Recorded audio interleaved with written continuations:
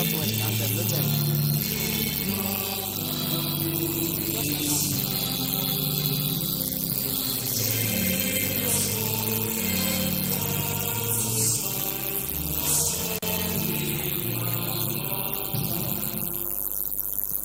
The Southwest Region Anthem.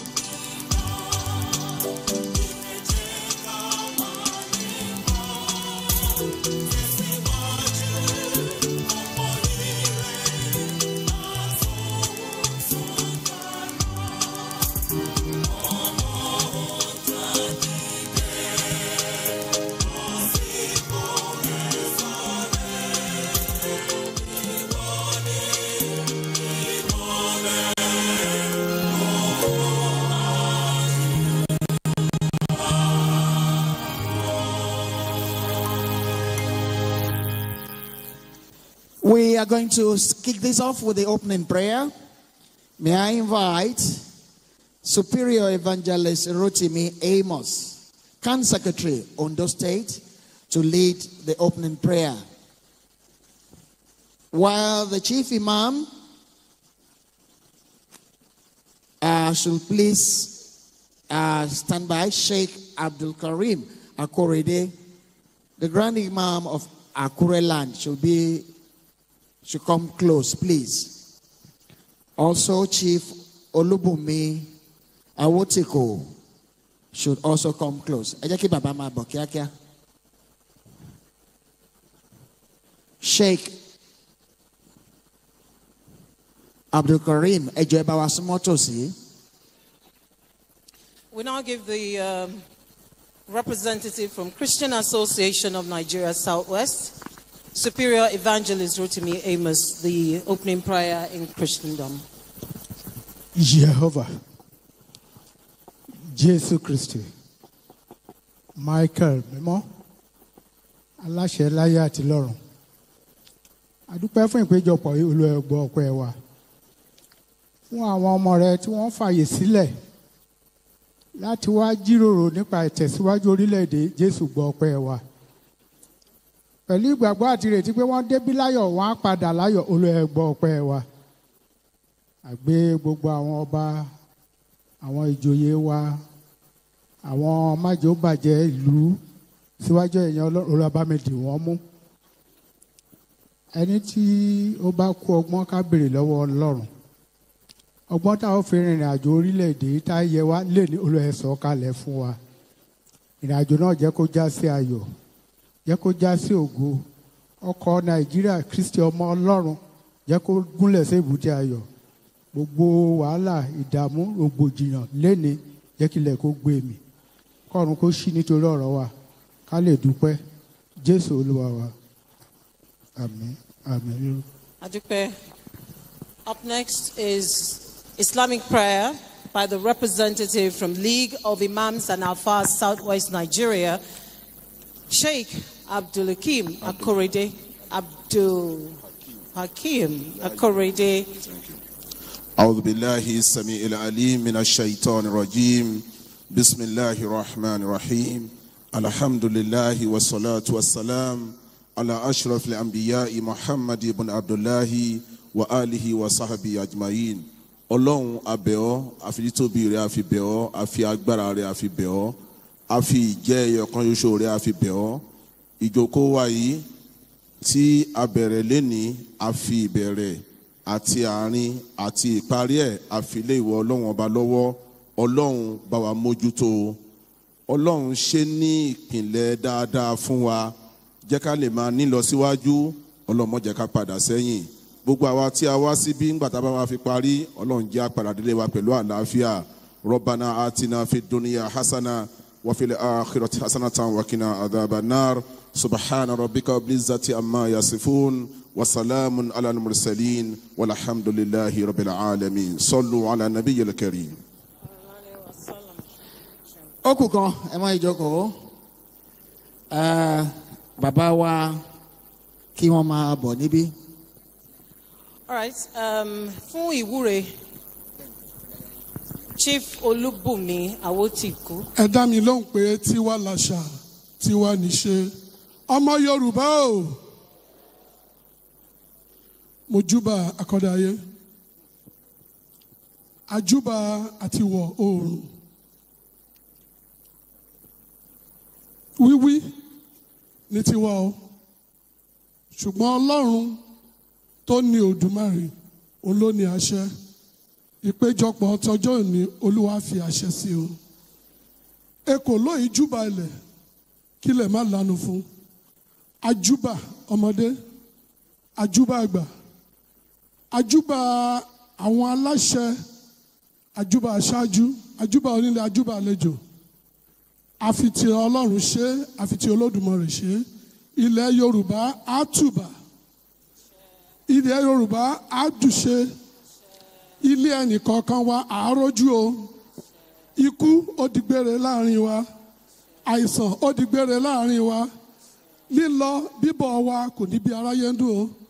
Èyí tá a wí lẹ́nìí àrò mọ́. Adúpẹ́. Is somebody clapping for the Yoruba nation here? Mẹ́ta lọ́kan bẹ́ẹ̀ náà ni. Bẹ́ẹ̀ bá ṣàkíyèsí àwọn mẹ́tẹ̀ẹ̀ta microphone yìí kan náà lò. Èdùà lókè lọ́hùn náà kan náà ni gbogbo wọn ń gbàdúrà sí. Nílẹ̀ Yorùbá ṣàdúrà kí n ṣàmì ni kò sí jà kò síta ẹ wúra yín látẹ̀wọ́ lẹ́ẹ̀kan sí. So we'd like to welcome you to this dialogue. It's a family meeting. And I'll tell you, a very serious family meeting. And once again, the theme is strengthening democracy through dialogue, assessing progress, charting the political future. group of Periphery and You once the again would development like to agenda welcome you. of Western And a Nigeria, very Dawn special Commission, applause coming to for you the man on that the has decided network to host service this of the family Nigerian meeting Television on this Authority, day. The NTA. governor of Ondo My State. name is Somebody Niyi call me. Omotenshe. I'm going to be your commentator on this program till we come to the end Thank of you it. very much. Today we are live from the International Conference Center, the Dome in Akure, Ondo State, where leaders from across southwest Nigeria have gathered to discuss issues affecting the region. Thank you for being with Your us. Excellency, the host governor for this event, the executive governor of Ondo State, Mr. Lucky Orimisan Ayedatiwa, Your Excellencies, please let's make the applause robust. We're here to celebrate Yoruba land. Thank you. Your Excellencies, governors of Southwest Nigeria, Your Excellency, the chairman of Southwest Governors Forum, Governor Babajide Sanwo-Olu of Lagos State, Your Excellency, the Governor of Ogun State, Prince Dapo Abiodun, represented by his deputy. Can we please give a round of applause, please? We can't afford to be tired now. Your Excellency, Governor Biodun Oyebanji of Ekiti State,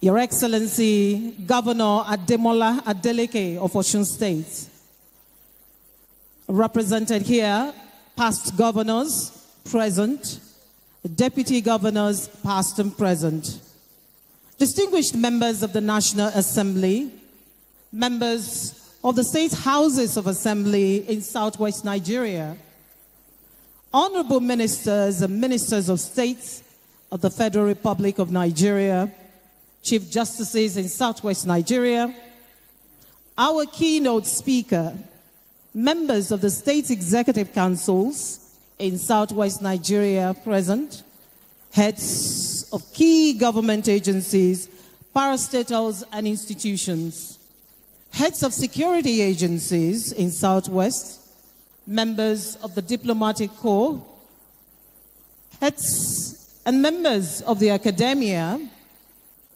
captains of industry, our royal fathers present, religious leaders, civil society representatives, members of the press and the media.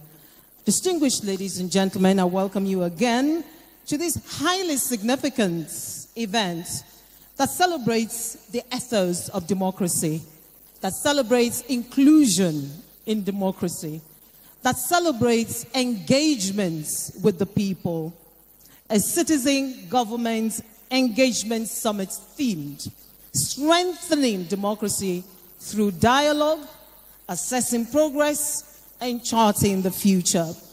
And Yemi, I think the tone of the event today was already set by the Minister of Finance with his notes that went public yesterday saying that Nigeria has turned the corner, stating that the economy has bounced back.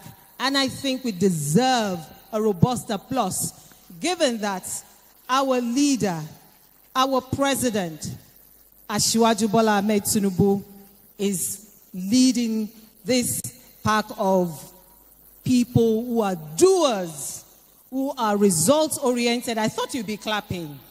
I thought you'd be clapping. We were on the brink. And now, the economy has recovered. Yemi?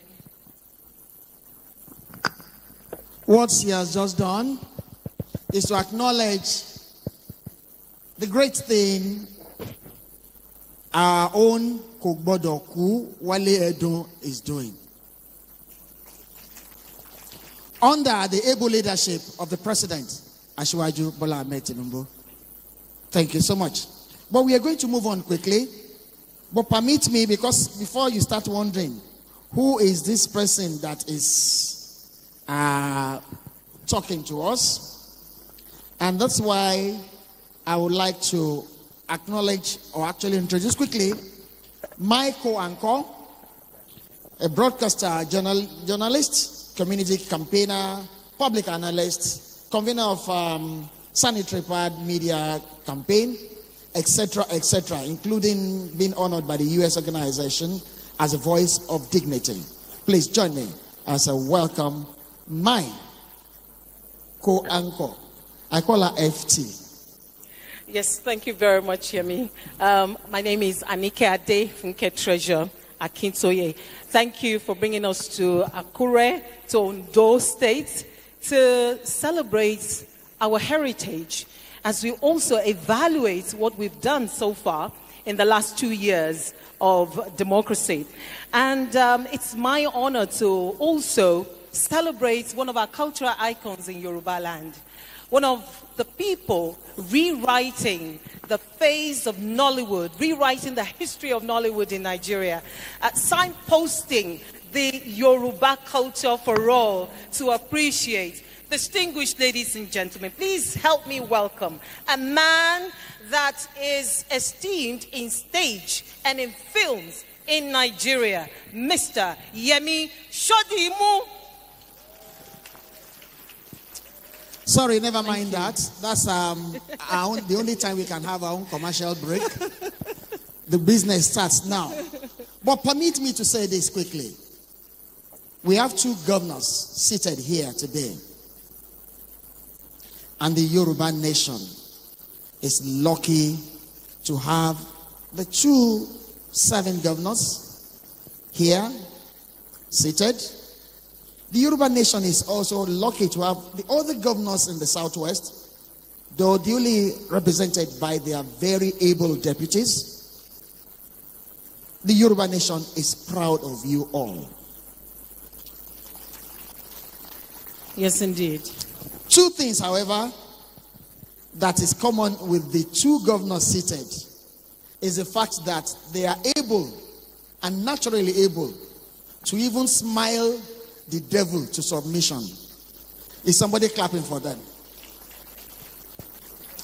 Thank you, governors. Well done. Right now, yes. A rí wípé àti kí gbogbo àwọn èèyàn pàtàkì tó wà ń bí, gbogbo àwa tá wà ní Àkúrẹ́ ń bí, tá wà l'Ondo State, gbogbo àwa tá wà ní South West Nigeria, àtàwọn tó wá láti Abuja, gbogbo wa láti òkè òkun. Ṣùgbọ́n ó ní àwọn kan tá àti ìkè òyẹmí, àwọn màmá wa. Mo wá fẹ́ kí wọn lọ́tọ̀. Tí n bá ti dá orin yẹn, yín màmá wa, ẹ bá mi gbé o. Mama o, mama o, mama o, Olúwa dá màmá sí fún wa. Olúwa dá màmá sí fún wa. Lẹ́ẹ̀kan sí o. Mama o, mama o, mama o, Olúwa dá màmá sí fún wa. Olúwa dá màmá sí fún wa. Àwọn bàbá wa náà nílẹ̀ Yorùbá, èèyàn pàtàkì làwọn bàbá wa náà, a kì í kọyán wọn kéré. Nítorí náà màá tún wá tún ṣe bàbá o, bàbá o, bàbá o, Olúwa dá bàbá sí fún wa. Olúwa dá bàbá sí fún wa. Ẹ ṣeun. Thank you very much. So, àti rúbọ yín o, ṣé ká tẹ̀síwájú? Ẹ ṣeun. We are moving on quickly. We are moving on quickly. And it's time to ask our host, the governor of Ondo State, to address us. It's therefore my privilege and honor to invite His Excellency, Governor Lucky Orimisan Ayedatiwa, to address this gathering.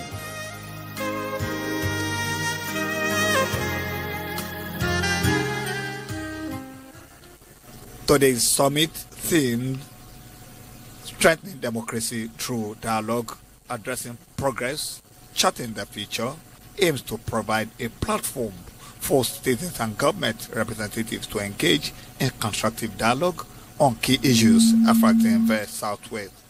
We are about to witness the opening session of the summit where the chief host, Governor Lucky Orimisan Ayedatiwa of Ondo State, is about to address participants and set the tone for their discussion. Thank you.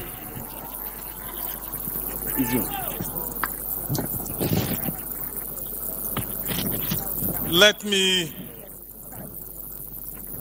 first of all give thanks to Almighty God, the author of life, who has made it possible for all of us to gather here this afternoon, alive in health and in strength. To Him alone be the glory. You will also permit me to give honor to whom honor is due. This morning and this afternoon, I'm being regarded as the host governor. I think I want to drop that toga to see myself as one of the hosts or co-host governors.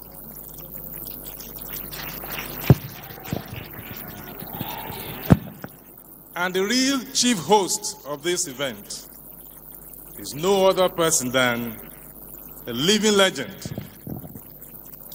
the only surviving or the one that is alive among the legends that started this progressive move in the Southwest. I'm talking of no other person, and I'm going to acknowledge him in absentia, even though he's not here sitting with us. Our father, a nationalist, progressive leader, a nonagenarian, Pa Reuben Pasorot.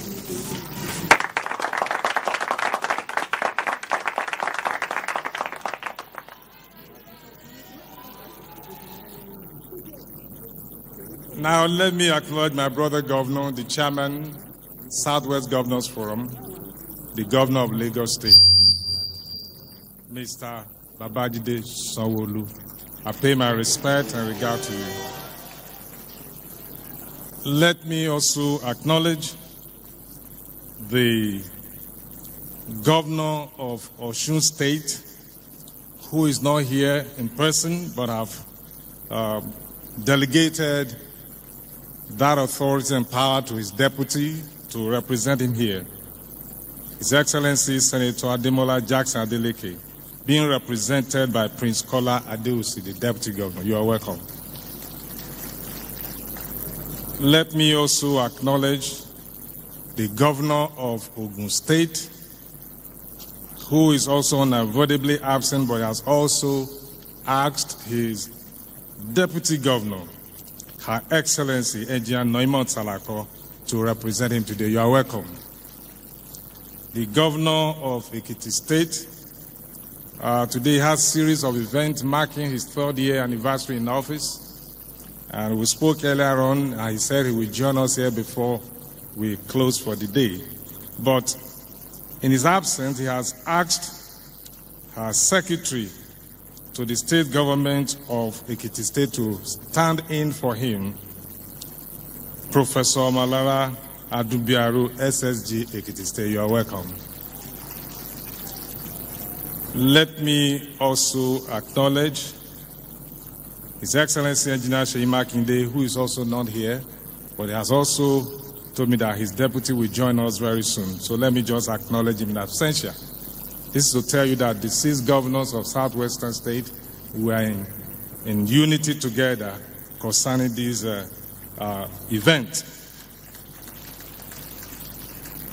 I want to acknowledge the former governor of Ondo State. He's here also in our midst, His Excellency Dr. Olusegun Mimiko. I recognize you. My own Deputy Governor, Dr. Olaide Olabi Adelani, MNI. It's a long list of protocol, but just permit me to adopt the long list as my own protocol, but not without acknowledging few other personalities, especially those who sit with the president of this nation in deciding both economic, political, and social affairs of this country. Permit me to recognize the Honorable Minister of Finance and Coordinating Minister of the Economy as a point of contact to all other ministers, Mr. Wale Edo. I recognize you. I know Dr. Azar Akunle Salako, Minister of Health, is here. I also know that Mr. Adebayo Adelabu, Minister of Power, is also here. You are all recognized. All former deputy governors that are seated, I recognize you using Alhaji Oluboyo as a point of contact to all of you. All other the members of the National Assemblies that are here with us, I recognize every one of you. All directors, chairman, DG of federal agencies, parastatals, and commissions, I recognize every one of you. Our KBACs, our revered KBACs. I have in our midst, I will just use 3 of them as a point of contact to all other royal fathers that are seated here. His Imperial Majesty, the Aláàfin of Ọ̀yọ́, Ọba Engineer Abímbọ́lá Akeem Owóadé the First. Kábíyèsí o. Let me also acknowledge His Imperial Majesty, Ọba Chadi Afolabi Olaoye, the Ṣọ̀ún of Ògbómọ̀ṣọ́. You are recognized. And my own Kábíyèsí, the Chairman, Ondo State Council of Obas, His Imperial Majesty, Dr. Ajibade Gbadegeshi Ogunoye III, the Olowo of our Chairman, Ondo State Council of Obas, using you as a point of contact to all our royal father from Ondo State that are here. Kábíyèsí gbogbo yín ni mo kí o, mo ṣèbà orí adé o. A lè máa pè yín lẹ́yọ kọ̀ọ̀kan torí amọ̀ra wa ń bí. Thank you so much. Our fathers, political leaders, who are here with us. They've been here very early, very punctual. Sometimes I look at their age and how they manage to be punctual. This morning, Baba Akonde, Baba Omo Kekeke, he touched the ground of Akure this morning at exactly 5 minutes past 9. And when I was told that he's already on ground, I was rushing. Baba, I pay my regards to you. We are happy and glad to have you here. The former governor of Osun State, the one-time chairman of our party, ACN, chairman of APC, and real political leaders, and still a leader, still very, very active politically. We greet you, sir. Baba Akonde, you are welcome. Let me also acknowledge Chief Pius Akinyelure. We greet you. Thank you for coming. And I'm also told that Kabiyesi, the Alake of Egbaland, Kabiyesi, Emma Bino, Akiyin Towo, Ashe Kabiyesi o. Let me also greet our own elder statesman here, who is standing in for Afenifere and other political leaders in Ondo State, Bashorun Sende Arogbofa. I greet you specially, and all other Afenifere leaders. The DG Dawn Commission, Dr. Ileye, using as a point of contact to the convener, and all of you that put this together, I pay my regards to all of you. All our party faithfuls, our leaders, captain of industries, those from academia, we greet all of you. Thank you for being here today to be part of this engagement.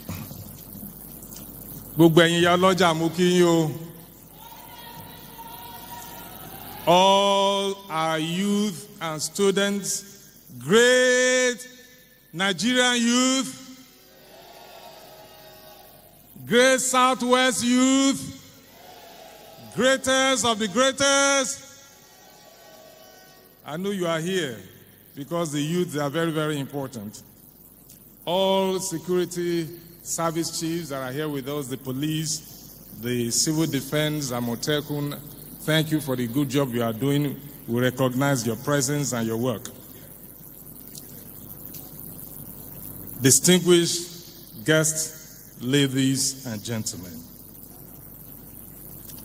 I am so warmly delighted to welcome our distinguished leaders across the Southwest states and all the delegation of the federal government to this important gathering, which reinforces the collective unity of the leaders of our region in charting the common cause for strengthening our democracy and an opportunity for self-reflection with a view to presenting a common cause for the growth and development of Southwest. Permit me to quickly express the profound appreciation of the government and good people of Ondo State to the organizers of this dialogue for the honor of choosing our dear state as the host. A gesture that underscores our state's reputation as a hub for regional and national progressive engagement. This is done because we are recognized to be the proud home of Egbe Omo Oduduwa when it started, the first and most impactful socio-political group in our country's journey, founded in Owo by visionaries like Chief Jeremiah Oyeni Obafemi Awolowo, SAN GCFR, Chief Michael Adekunle Ajasin, Pa Ruben Fasuranti, and among others. Their vision and tenacity laid the foundation of a modern Nigeria, championing democracy and social justice. As we gather here today, we honor their legacy and reaffirm our commitment to these ideals.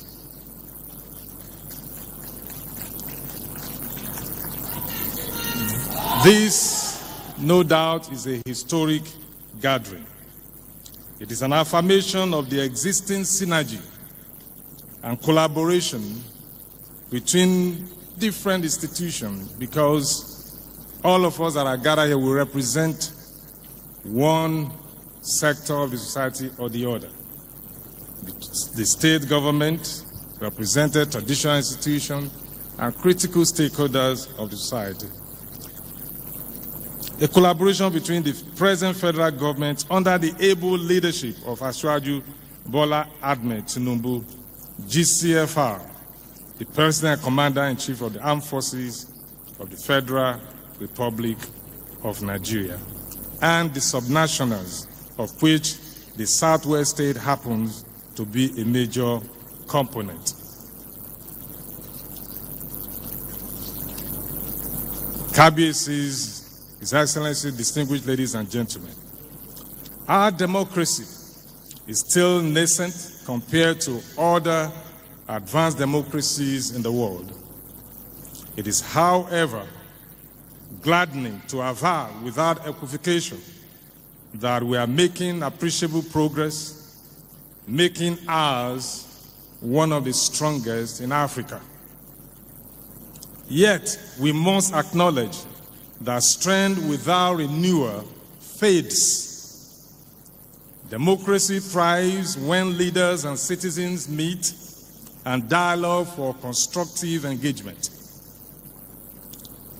The regional summit is therefore coming at a most auspicious time with a clear theme: strengthening democracy through dialogue, assessing progress we have made so far, and charting the future.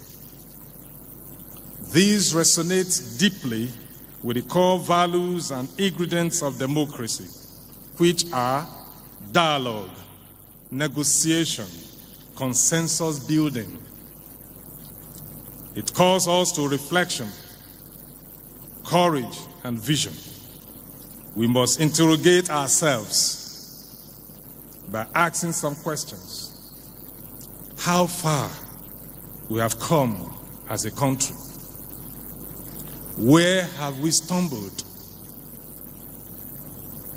What must we do together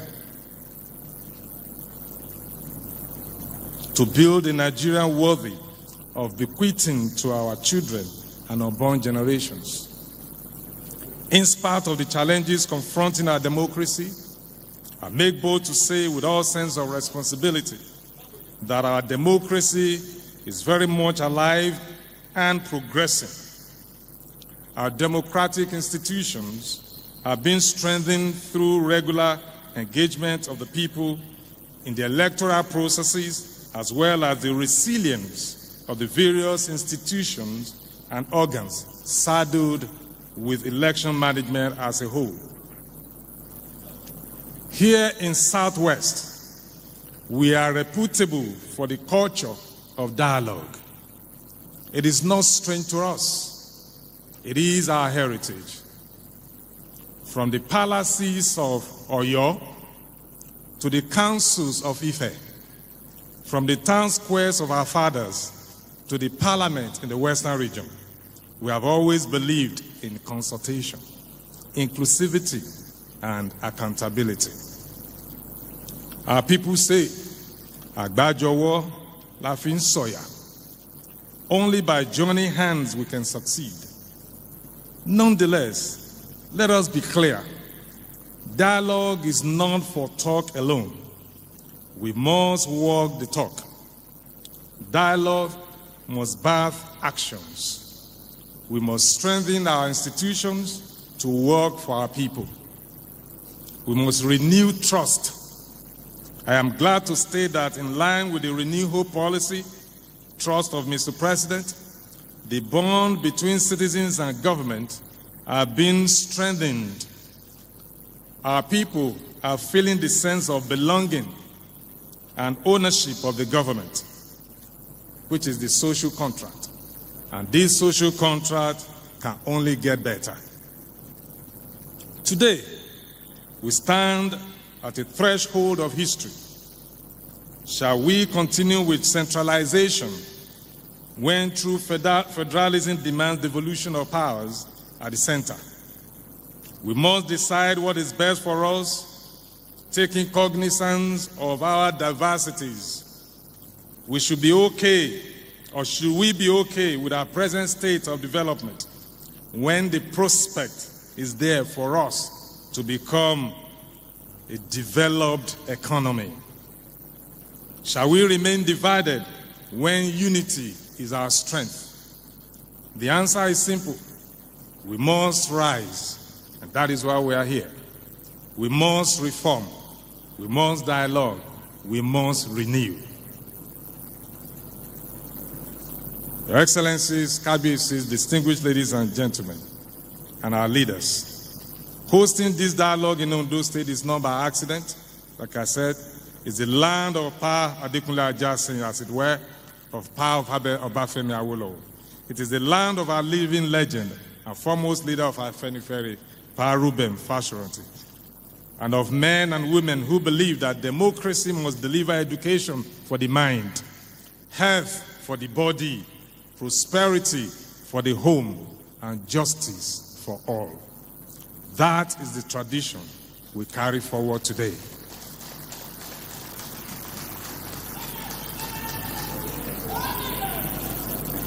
Now, permit me to respectfully acknowledge and celebrate our revered traditional rulers from across the Southwest region, sitting in array, beautifully and royally dressed, who have graciously honored us with their presence at this historic event. Your Majesties remain the custodians of our rich cultural heritage, the conscience and the living symbols of unity and continuity in Yoruba land. Your wisdom, restraint, and fatherly guardians have continued to inspire your peace, stability, and progress across our state. We are proudly grateful for the way you continue to stand as bridge builders between the government and the people, offering counsel that enriches public policy and strengthens our collective identity. We hold you in very high esteem, and we thank you deeply for lending your royal weight to this important regional dialogue. Once again, I would like to extend special welcome to the senior officials of the federal government who have joined us today. Your presence here signifies the commitment of the federal government to dialogue and collaboration with the subnationals. I commend your dedication to the progress our country has made so far, and your willingness to engage in meaningful discussion that will shape the future of our country, and Southwest in particular. We look forward to an incisive, interactive, and illuminating engagement sessions with senior officials of the federal government in the thematic areas. Let me commend my brother governors with the spirit of unity that has brought us here. All the governors of the Southwest states. Former Chief of Defense Staff, General Abayomi Olonishakin, you are most welcome, sir. We appreciate you for joining us. And also, all right.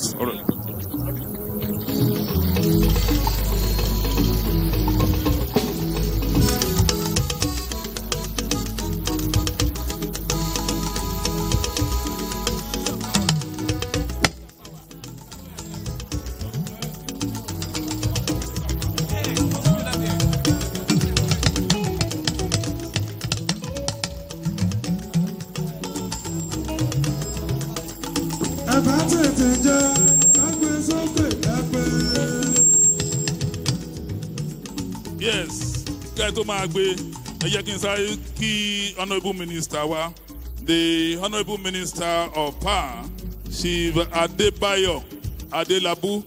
You are most welcome, sir. We appreciate you, sir. Thank you so much, sir. Thank you for what you are doing for Nigeria, and thank you for what you are doing for Southwest. Our light is getting improved. Thank you so much, and thank you to the Honorable Minister of the Coordinating Minister of the Economy. Over to you, please.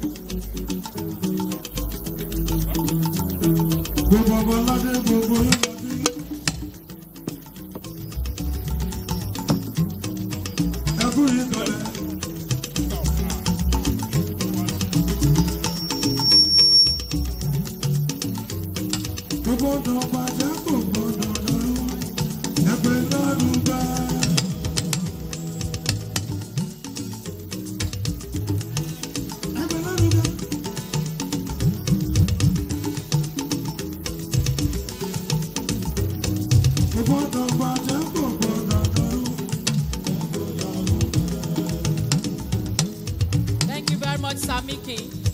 I would like to recognize the Honorable Minister of Power, Chief Adebayo Adelabu. I recognize you, sir. You're welcome. Let me recognize my royal fathers. I would like to recognize Oba Olusegun Akinyomi, the Amakpetu of Mahin Kingdom, Kabiesio, Oba Rufus Oluwa Olugboyega Akinrimade, the Orunja of Odigbo, Kabiesi. I recognize you, sir. Oba Barrister Ilesomi, Ikwe Monisa, Mafo, the Maporure of our hairy land, Kabiesio, Oba Yebade, Akikwade Isaac, the Nyagede of Ekpe. Kabiesi, I greet you all. You are welcome. Let me recognize the Odua Youth Coalition here present this morning. All of the members, I greet you. Let me use Mr. Tayo Olui as a point of respect to you all. You are welcome.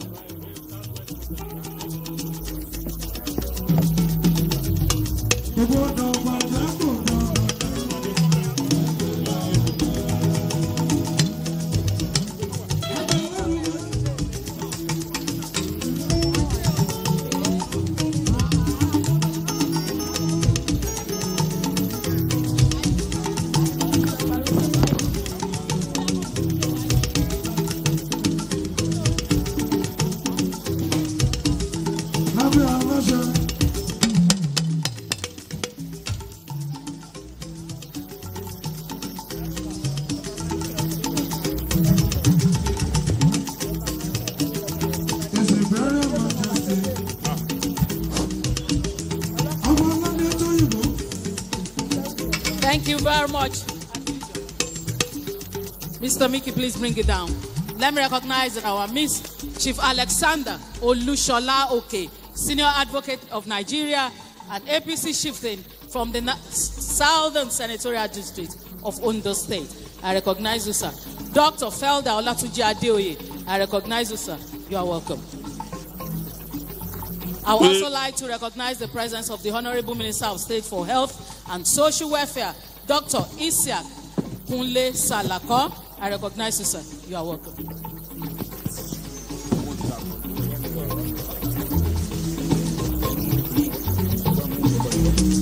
We also want to welcome Kabiesi, the Alake of Egbaland, Oba Michael Adedotun Aremu Badebo. Kabiesi, shall we all say Kabiesi?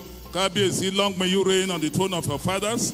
We appreciate you, Kabiesi, for coming to join this Southwest event. Thank you, Kabiesi. Thank you, Kabiesi. Wọ́n ti ní torí pé ìjókòó tá a jókòó lénìí jókòó káàárọ̀ jíire ni a máa sọ Yorùbá kò ń ṣe gbogbo ẹ̀ náà la máa fi sọ òyìnbó ní pàtàkì tábàtà ẹ̀fẹ́ wá sọ òyìnbó kò ń ṣègbà tí à ń kí àwọn orí adé wa Kábíyèsí ẹ má bínú òyìnbó òun dẹ̀ kú lọ lẹ́nu mi dáadáa ó dùn mí lọ́pọ̀lọpọ̀.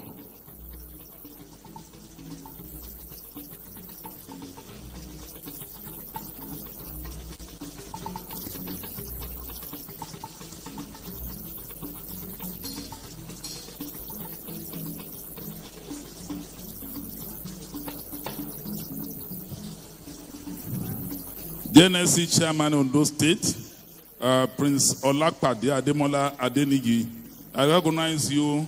I use you as a point of contact to all other leaders of unions, TUC, civil servants, and all the rest of it, us in the public service of Ondo State. Thank you, the NSC chairman.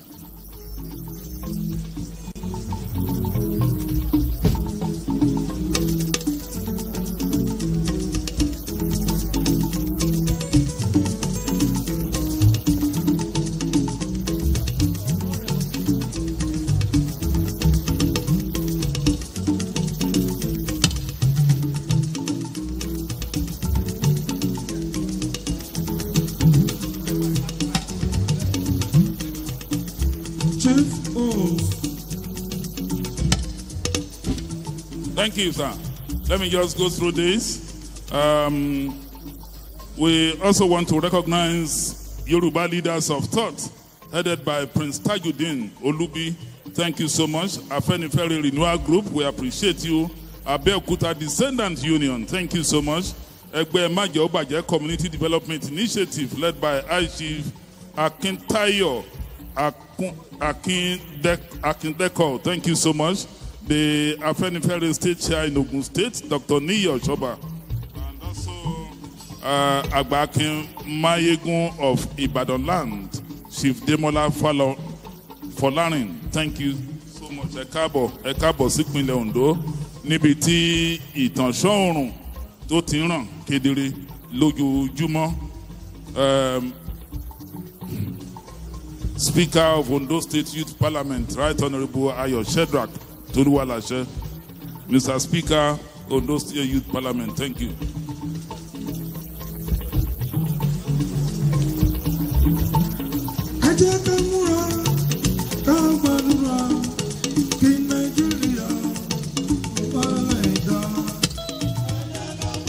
Thank you very much, Mr. Mickey.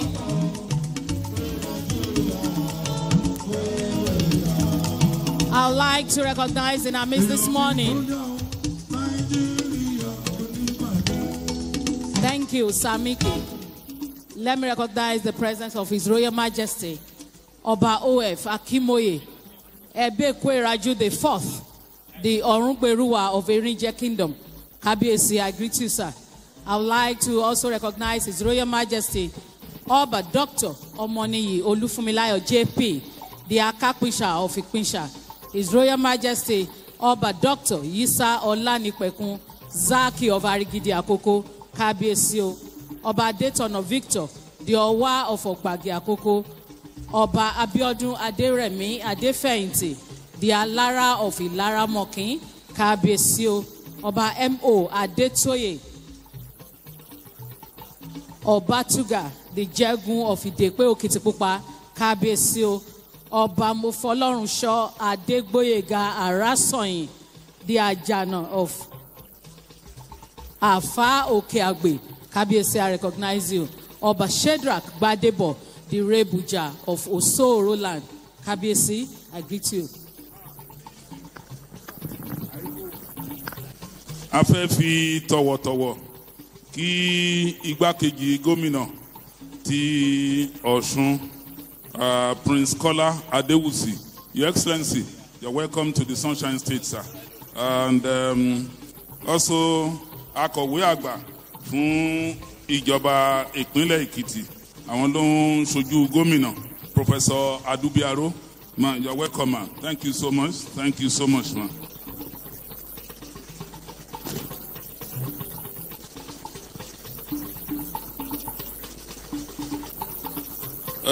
Atunki Ogawa Babawa, former Speaker of Osun State, former Speaker of Oyo State, rather, Right Honorable Ashmiru Alarape Ekabosa, and also former Speaker of Ogun State, Abenogan Funle Igbimo. Ní ìpínlẹ̀ Ògùn, Right Honorable Suraju Adekunbi, ẹ káàbọ̀ sir. We also want to welcome Ọ̀túnba Okweyemi Agbaje, Chairman Pencom. Thank you so much, sir. We appreciate you. Thank you so much. Thank you so much. Very soon we are going to start this program, and when the program is, when it is time, we are going to break the theme of this program into various sessions to allow our leaders at the federal level to speak to strengthening democracy through dialogue, assessing progress, and charting the future.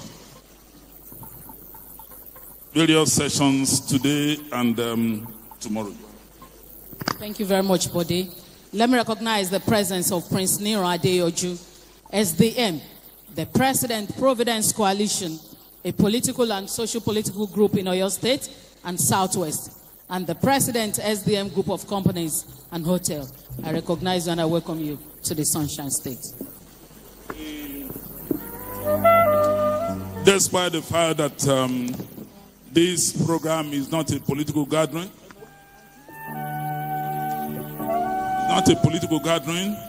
we expect, maybe by the time we do this, we expect other political parties to bring their own. Earlier on, we recognized the state chairman of the All Progressives Congress in Ondo State, Engineer Adeade Timehin. We have members of the State Working Committee of APC, the Deputy State Chairman, Honorable Gabra Titi. You're welcome, sir. Honorable Festus Aregbe-Sholas, the Senatorial Chair for Central, and also Honorable Alex Kalejaye, State Publicity Secretary. He's also a member of the Working Committee of the APC. Honorable Siri Aye is the auditor, while Chief Olu Akimbon is the Financial Secretary.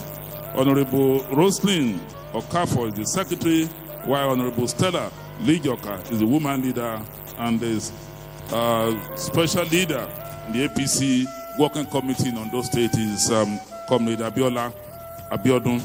We also want to welcome the chair of APC in Ekiti State. The chairman of APC in Ekiti State is Shola Election Esquire. Thank you so much, sir. And also we have Chief Alaba Begide. He's also from Ekiti State. Members of the APC in Ekiti State Working Committee. We appreciate you. It is Southwest program. If other political parties are here, you can bring your list. We'll recognize you, but make sure you are here and you been invited. I would like to recognize in our midst, especially this day, His Imperial Majesty Ikuba Bayeye, the Aláàfin of Ọ̀yọ́, Ọba Bímbọ́lá Akeem Ọwọ́adé the First. Kábíyèsí o. Ẹ jẹ́ kí n tún ṣe àfihàn Kábíyèsí Ọba Shakiru Oyewole, the Onífìdítì of Fìdítì. Kábíyèsí, mo kí yín ẹ káàbọ̀ sí àárín wa.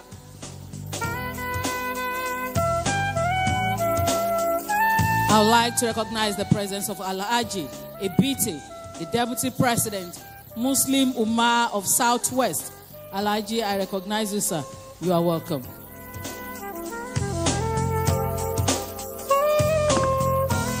One of the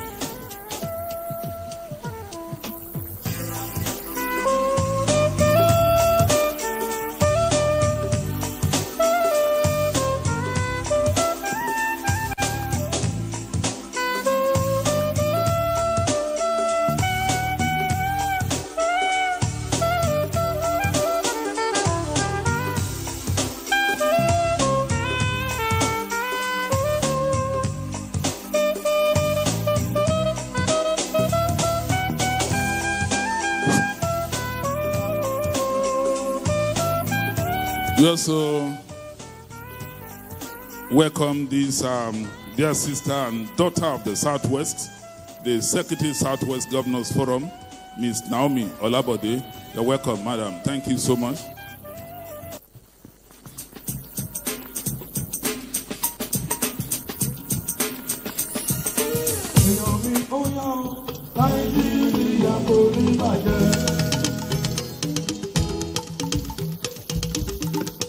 Thank you very much.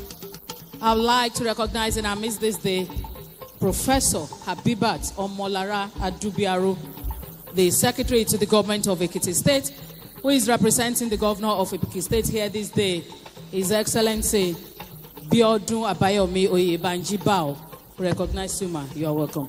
Let me recognize Chief Alaba Bejide, the Chairman, Ekiti State Government Local Government Service Commission, Barrister Shola Eleshin, APC Chairman, Ekiti State, High Chief Jide Awe, SA Political, Ekiti State Government, Honorable Bayo Idowu, Right Honorable Taiwo Olatunbosun, SA on Information. I greet you all from the Ekiti State, the land of knowledge. We greet you all. Ms. Naomi Olabode, Secretary, Southwest Governors Forum.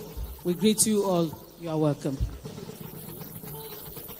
I would like to recognize the presence of Assistant Comptroller General of Customs, O.P. Olaniyan, who is representing the Comptroller General of Customs. I greet you. You are welcome. Let me recognize Mr. Bolaji Adebiyi, Special Advisor to the Minister of Budget and Planning, Mr. Bolaji Tunji, Special Advisor, Strategic Communication to the Honorable Minister of Power.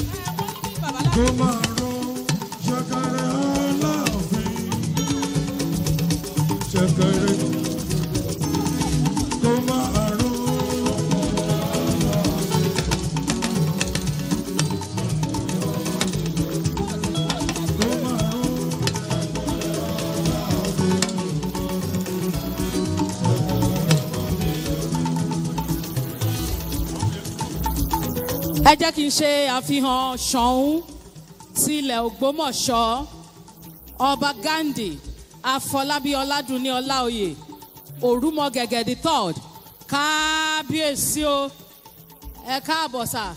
I would also like to recognize the presence of Honorable Ifedayo Abegunde, the Executive Director Corporate Services, NDDC, and the Ashiwaju of Akure Kingdom. Kábíyèsí, I greet you, sir. We have with us this day the retired Archbishop of the Methodist Church of Nigeria, Archbishop Prince Ayo Ladigbolu, a member of the Yoruba Council of Elders. Baba Mokiyin, sir.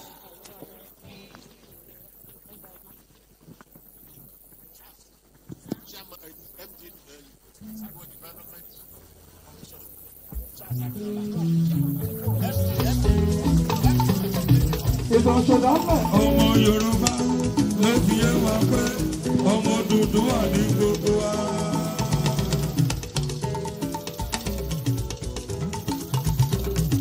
Ìtàn ṣẹ̀dálẹ̀ ọmọ Yorùbá ló fi yé wa pé.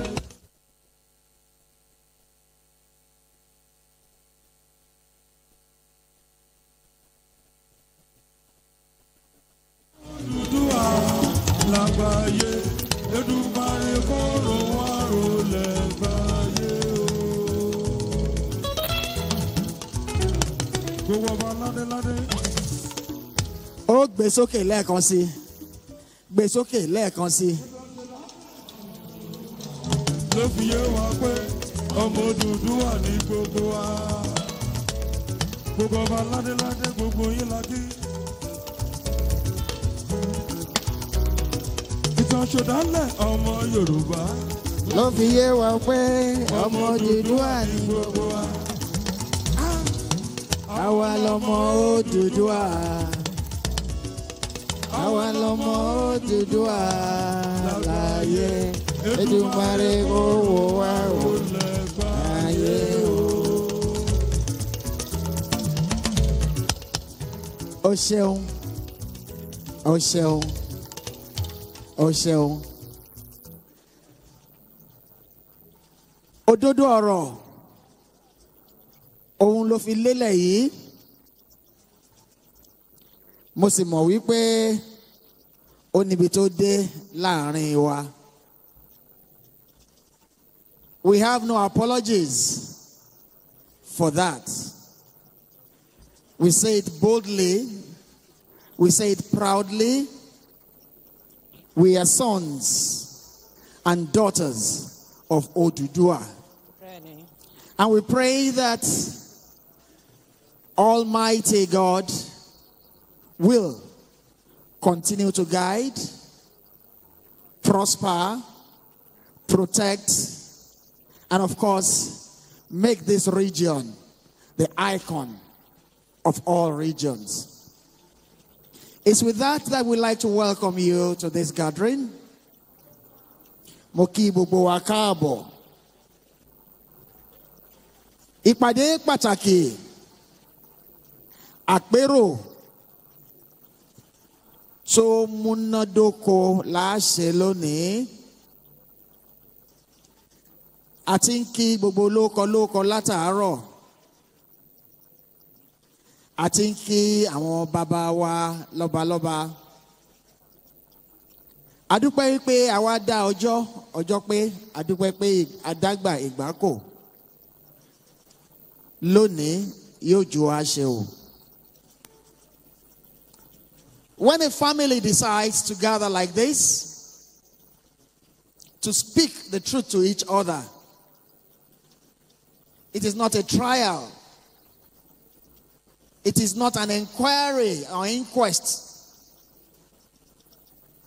It is an attempt to forge the way forward, know how far we have gone, and of course know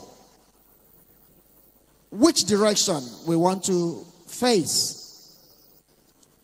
That's why we have this dialogue here today of the Southwest with the theme Strengthening Democracy Through Dialogue, Assessing Progress, Charting the Future. For all patriotic sons and daughters of Odùduwà that are here, can we give ourselves a big round of applause? Let's clap for ourselves. Let's clap for ourselves as we welcome the governor of Ondo State, His Excellency Governor Lucky Orimisan Ayedatiwa. He deserves a big round of applause. He deserves a big round of applause. Let's encourage him. Also with him is the Executive Governor of Lagos State, Governor Babajide Sanwo-Olu. Both governors are taking their space. Senate Engineer Seyi Makinde of Oyo State, Mr. Babajide Sanwo-Olu of Lagos State, Prince Dapò Abiodun of Ogun State, Senator Ademola Nudi Jax of Osun State, and Mr. Biodun Oyebanji of Ekiti State. Your invaluable partnership as co-hosts of this summit demonstrates our collective commitment to the progress and unity of our people in southwestern Nigeria and beyond. As Aristotle wisely said, the whole is greater than the sum of its parts. We are here together as a whole. Today, we embody this principle as we unite to discuss the past, present, and future of our region. Our diverse thoughts and experiences will enrich our dialogue and strengthen our resolve to act together for the greater good of our region.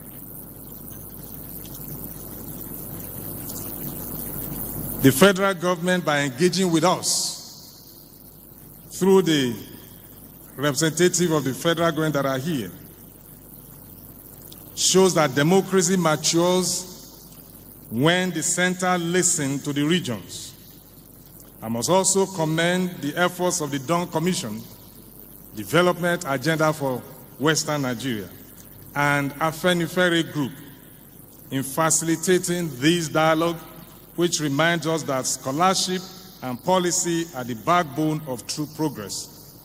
So let us talk, but more than that, let us act. Just as Nelson Mandela put it, it always seems impossible until it is done, and now we are doing it.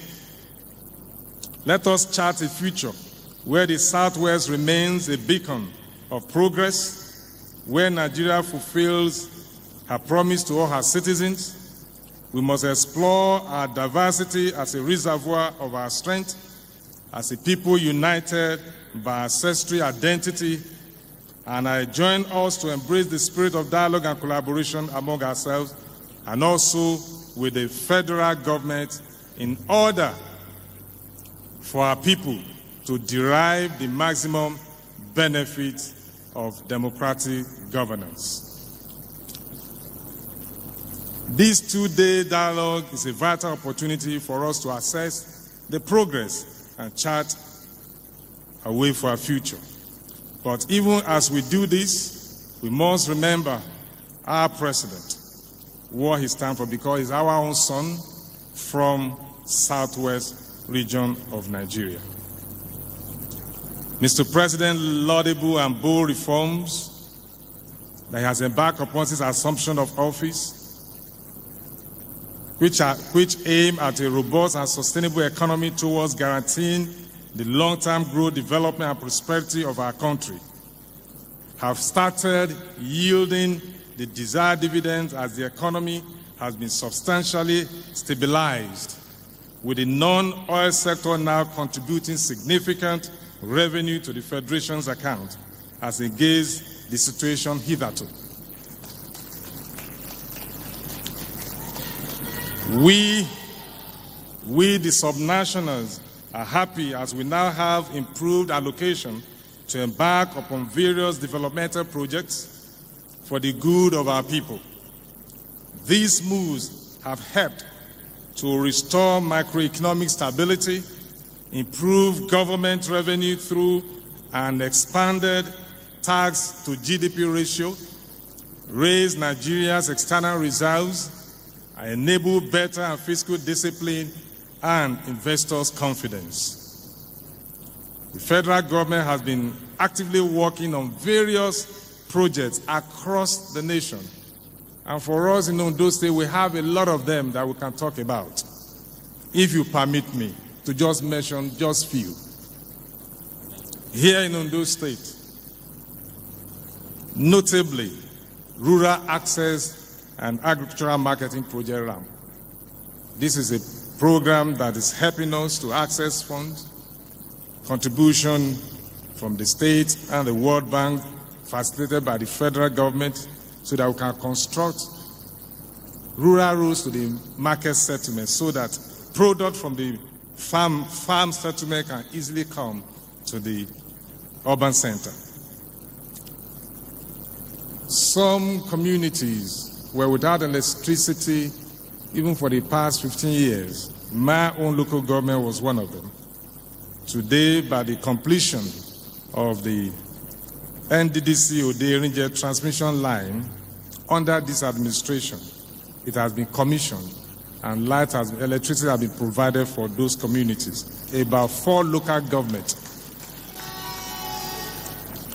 The Lagos-Calabar Coastal Highway, joining 2 geopolitical zones together, the southwest and south-south, from Lagos down to Calabar. For us in Ondo State, 71 kilometers is passing through our land, the alignment for Ondo State. The Federal Executive Council approval of the deep sea port in Ondo State is also there. And you know the benefit that will bring to us here in Ondo State. The proposed Federal Housing Authority 1,000 housing units for us here in Ondo State. The Akure-Ado Ekiti-Dua carriageway is ongoing. Or Ondo-Akure dualization. Ilesha down to Akure or down to Benin dualization. Just last week, the Federal University Teaching Hospital for FUTA, in collaboration with us in Ondo State, was kickstarted. The aviation college that was previously sitting in Kaduna has been decentralized, and Akure is hosting the one for Southwest region.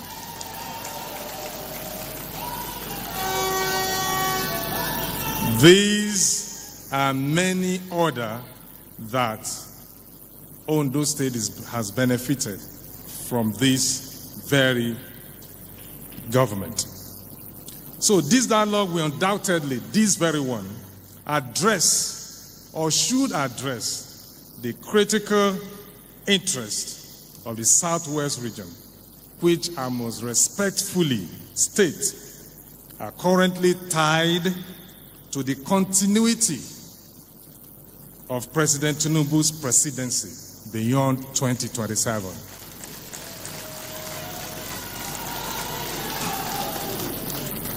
For me and my people, this is the critical interest of Ondo State. In fact, we have declared here in Ondo State, Ondo for Tinubu 2027.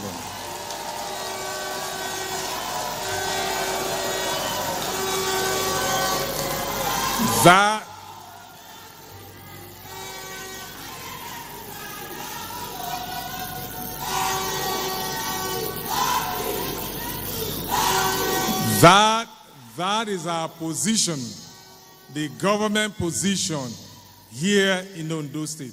It is an executive order that cannot be reversed. And all and sundry here in Ondo State must work to actualize that.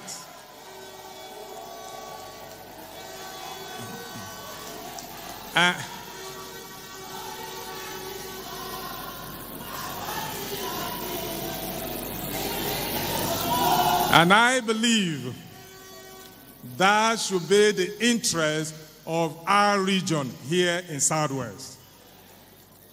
So this interest, therefore, must be fiercely pursued to its logical conclusion and ultimate fruition.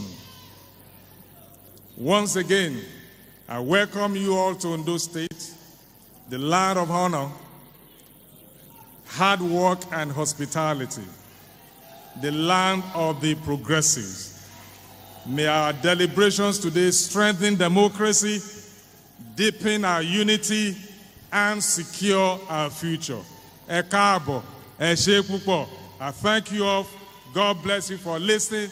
God bless Ondo State. God bless Southwest. God bless the Federal Republic of Nigeria. Thank you.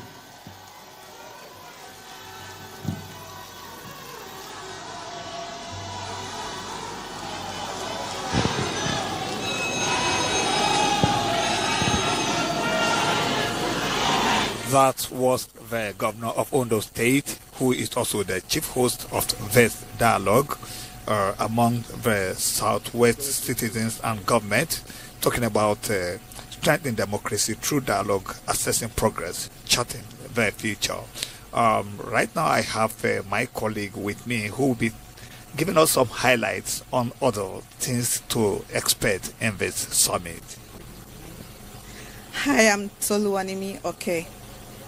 Over the next 2 days, participants will explore 6 thematic areas: fiscal reform and national planning, economic reform and job creation, social services and social development, infrastructure and transportation, human capital development, as well as security and governance. Well, we are expecting the next speaker now to come up, who is the governor of Lagos State and also the chairman of the Southwest Governors Forum, who will be addressing the people. And this summit, like we told you at the beginning, is put together by the Yoruba Palm Yoruba political group, Afenifere, in conjunction with the Dawn Commission, which is formerly known as the Development Agenda for Western Nigeria Commission, and the commission was established in July 2013 by the government of the Southwest Nigeria, 6 states, that is Ekiti, Lagos, Ogun, Ondo, Osun, and Oyo State. And the primary goal of the commission is to drive regional integration and development, focusing on key areas like good governance, economic competitiveness, and security. That's the critical question: shall we remain divided when unity? Shall we remain united when unity is our strength? Morolero wípé ọ̀rọ̀ tó nípọn nìyẹn fún Yorùbá nation. Ẹ jẹ́ ká wá dé ìpínlẹ̀ Èkó níbi tí àrà oríṣiríṣi tó ti ń ṣẹlẹ̀. Bẹ́ẹ̀ni o. When he came in, I saw a man who is so much in a hurry to achieve heights and leave great legacy. I said the two of them, there are a lot of similarities amongst the two of them. But I'll tell you, Lagos State is extra lucky.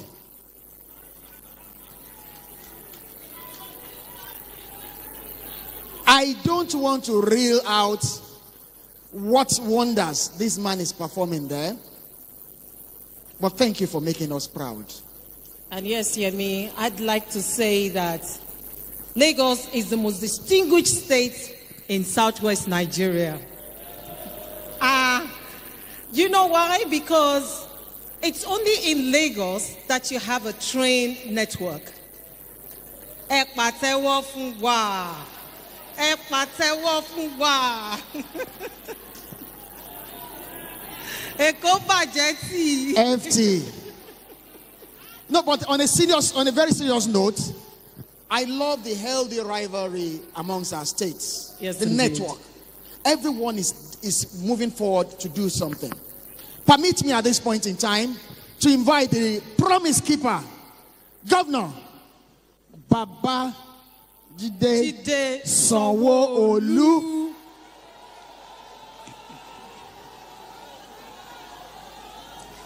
The chairman of the Southwest Governors Forum. He deserves a bigger round of applause. Let's give it to him. Let's give it to him.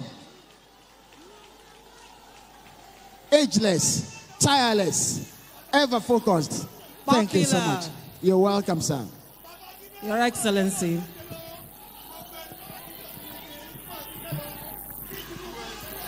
Thank you.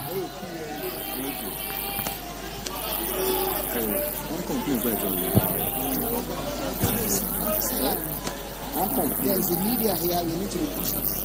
We are going live. Media capture. Thank you.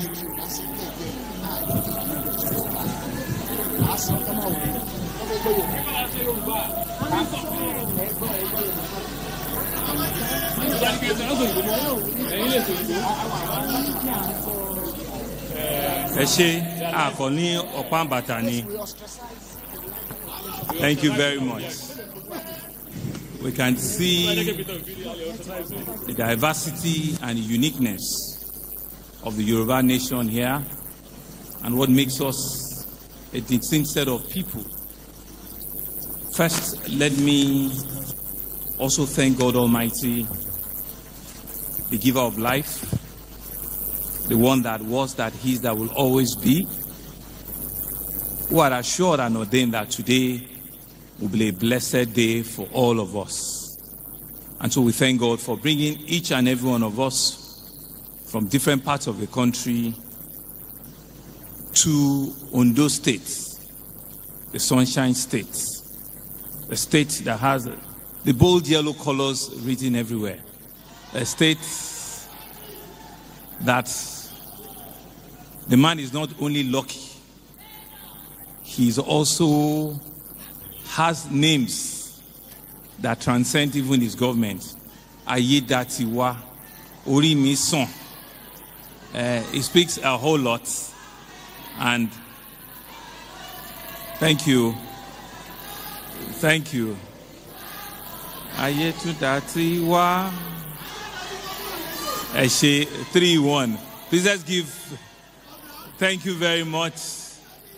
Let's give our host governor, my brother, my friend, His Excellency Governor Lucky Aiyedatiwa, a big round of applause for taking the lead. I want to so I want to respectfully adopt very, very warmly the protocol that he has very eloquently and very uniquely laid before this august sitting here today for the want of time and for us to have the full benefit of all the array of distinguished Yoruba sons and daughters that are here so that everybody has an opportunity to speak and to be heard. So, Your Excellency, let me adopt your very well established protocol and let me rest on them. I stand here and I want to begin by extending a profound appreciation to our development agenda of Western Nigeria, the Dawn Commission, our hosts, and the state of Ondo State, our co-hosts, for the partner who had worked tirelessly at making this event a reality. I'm aware that they've had to postpone and adjust this program on 2 or 3 occasions, and I'm grateful that we can finally come here today. And so today's convergence of leaders, of sons and daughters of Nigeria, both of the Southwest, a gathering of policymakers, of citizens, reminds us that democracy thrives when dialogue is sincere, when dialogue is inclusive, and when dialogue is visionary. Àdèjìmá sọ nílẹ̀ káàárọ̀ oòjíire, àjọṣepọ̀ ní mú agbára wá, meaning togetherness begets strength. And it is that togetherness that is one of the beacon and the strength of the Southwest. And so we are gathered here not merely to reflect on our journey, but to reimagine our destiny. The Southwest had once again set the pace for Nigeria, set the pace for development, and becomes the standard for everyone to emulate. Remember too well our history, our founding fathers, our leaders that have gone to great beyond. The late sage Obafemi Awolowo, the late Bola Ige, several of them, who contributed in no small measure to what we see today, what we know today at the southwest part of our country. We owe it to them. We owe it to their vision. We owe it to their intellect and to their sense of commitment. Yes, they are not with us today, but we'll continue to remember them. We'll continue to reference and acknowledge their dedication, their stewardship, and their sense of unity that birthed this region. The Southwest, which is still the economic powerhouse of our country. And so today, our nation still stands on that threshold, a threshold of a new dawn, one that was defined by courage and by far-reaching reforms. Today, we're lucky that under the transformative leadership of our President, His Excellency Asiwaju Bola Ahmed Tinubu, GCFR, Nigeria is being reshaped into a land of renewed confidence, into a land of real new investment, into a land of prosperity. Very typical of what we know as the story and the history of the Southwest. This result speaks for themselves.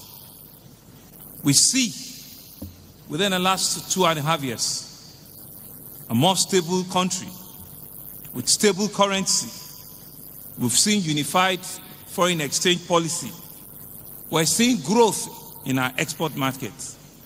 We're seeing resurgence in our revenue opportunity. We're seeing renewed investment opportunity and optimism. There are no abstract numbers. These are real visible imprints under the renewed vision, which we believe is a testament of what resolute leadership can achieve. And so today, my brother, my colleague had explained it in detail. But this dialogue here for the Southwest, which says we want to strengthen our democracy through a dialogue that is going to assess the process. We're charting a future for our country, a future for our region, a future for all of our states in the southwestern part of our country. And so we're doing that, reminding ourselves of how we started, where we came from, how we have used the big export of cocoa to galvanize the educational system of this country, how we have used the palm fruit and the palm kernel of the Southwest to be the engine of growth of this country, how we have used the cradle of education and the industrial setup of the Southwest to birth the resurgence and emergence of this country. And so those history are not lost on us. And that's why we're here today again. And has been said by one of America's famous leaders, John F. Kennedy, leadership and learning are inseparable with one another. We're here with the leadership at the highest level, but we're relearning and learning amongst ourselves here in the Southwest. We've seen a Tinubu leadership that continues to teach us that boldness and consistency are twin engines of national renewal. We've seen it again, that the Southwest is at the beacon of a reemerging and a new growth for our country. And I believe that is the essence and that is the purpose of our dialogue here today.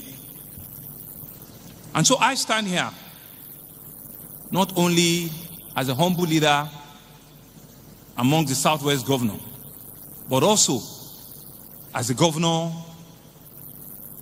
of the largest population in our country, the economic commercial nerve center of our country, the state of aquatic splendor, a state that houses almost every tribe, religion, race of our country, but more importantly, a Yoruba United States that continues to reimage and to set the pace for our country. We have been a beneficiary of this government. We have seen a Lagos that has been well positioned to benefit from the emergence of what we're seeing at the national level. We're seeing a Lagos that is becoming the export powerhouse of our country. We're seeing a Lagos that is home to the 3 biggest seaports in the country. We're seeing a Lagos where revenues are being collected and are being generated at all levels. A Lagos that is benefiting truly from the foresight of a president who were humbled that he once governed that state about half a quarter of a century ago. And now again, the country is benefiting from his remarkable foresight. We're seeing a Lagos that is enjoying public-private partnership on a new green line that is coming up, on the rehabilitation of international airport that is coming up, on the Lekki International Airport that is coming up, on increased federal allocation, on stable foreign currency markets, on a more predictable NGX stock market. We're seeing a Lagos that is also more allude to value-added taxes that is also not peculiar to Lagos but to all the subnationals. And like all of the things that the Minister of the Economy, Minister of Finance, and the Coordinating Minister of the Economy have also said, we're beginning to see stability, we're beginning to see growth, we're beginning to see commerce coming together at most difficult time in our country, and that is happening at the center. And so where is Southwest in all of this? How can we re-emerge, re-envision, and recharge our states, our region, to take the full advantage of what is happening at the center? And so we see the establishment of a Southwest Development Commission by Mr. President with the backing of the National Assembly as one of the steps that will further affirm our collective destiny. We believe that this commission will provide an institutional platform for us as a region to plan, to integrate, and to deliver the kind of regional transformation that used to define the old Western region under the leadership of late Chief Obafemi Awolowo. Let us all now rally around this commission, not just in rhetorics, but in action. As the great sage once reminded us, it is not in life that matters, but it is the courage we bring forth to it. Now I believe is the time for us to summon the courage once again.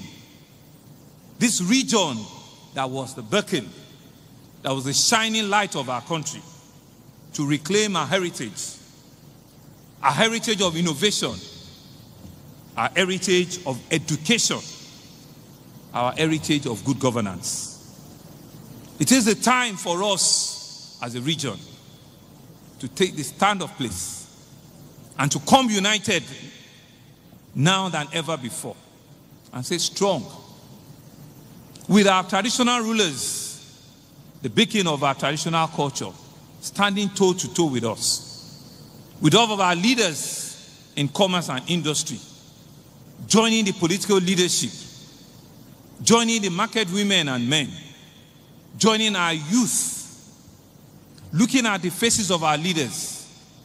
There's no better time but now for us to chart that forward ever for the Southwest region.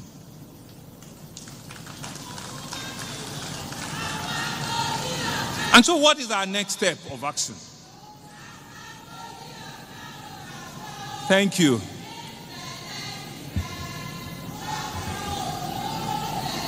Eshegoni.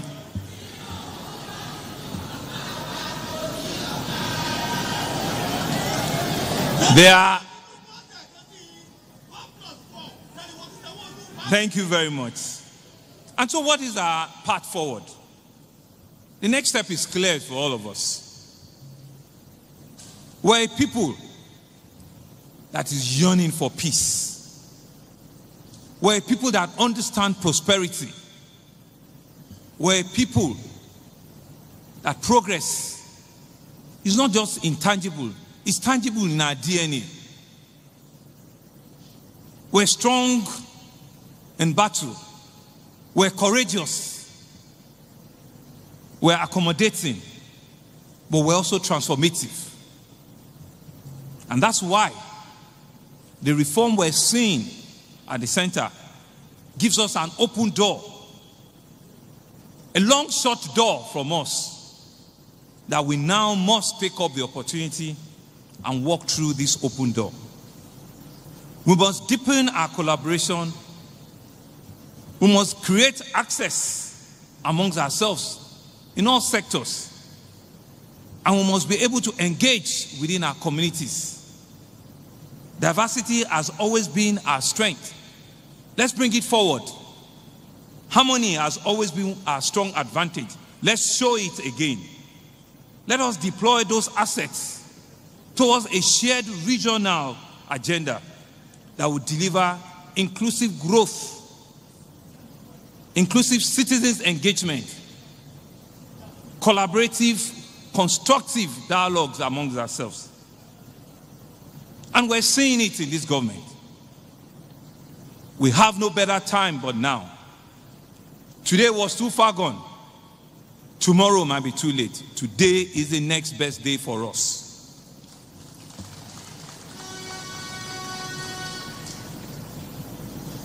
I think it's also Nelson Mandela that says that vision without action is merely a dream.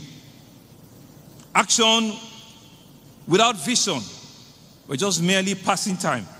But it's only when vision meets action that real change do happens. The Southwest is a people of vision. We're also a people of action. We want the two to merge together so that indeed we can change the world and reshape the future that we see for our region. And it's now. Our leaders are here. Our fathers are here. Our youth population are here. Our women are here. The political leaders are here. We have no other time. The Southwest was once the land of several firsts. The Southwest was the first in education. The Southwest was the first in broadcasting. The Southwest was the first in urban planning. The Southwest was the first in governance. The Southwest was the first in culture and tradition. The question before us here today now is very simple. Can we once again light the path for the rebirth of this great nation? And my answer is, yes, we can. The Southwest can, and yes, we will. I say so because the spirit of innovation is in us. The spirit of unity. The unity that is difficult in other parts is with us. This is what defined who we are. This is what has defined our past. Let us waste no time,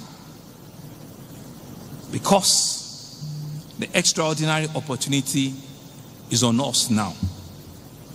Let us therefore move from Osogbo to Ogbomoso. Let us move from Ijebu-Jesha to Ijebu-Ode. Let our people move from Owo to Owu. Let there be a movement from Ikorodu to Ibarapa. Let our people move from Ikole-Ekiti to Ikirun. Let that movement be a movement of unity. Let it be a movement of shared vision and purpose. Let it be a movement that will unite this region to show that real leadership is what is in our DNA. And so for us in Lagos, as I close, a week ago yesterday, we chose, like my brother, the governor of Ondo State said, we chose from Ekpe to Ikorodu, from Badagry to Ajeromi. We chose from Lagos Island to Lagos mainland that we will not shy away from the opportunity that this central government has given us. It is a time for us as a people to take up this opportunity to unite ourselves now more than ever before, to have a common agenda, a common purpose, a common unity, a shared purpose, and a shared prosperity. That the leadership at the center is a leadership we love, is a leadership that will not only transform our region, but takes this country to an enviable light. And so this conversation here today, whilst is local, is also national. Whilst is for us, is also for the country. Whilst we want to benefit from it, the country will also benefit from it. And so that's why we must live here and create an history from Akure sitting on the 29th and 30th and live here with one single mind purpose, that the center will continue. We will support the center.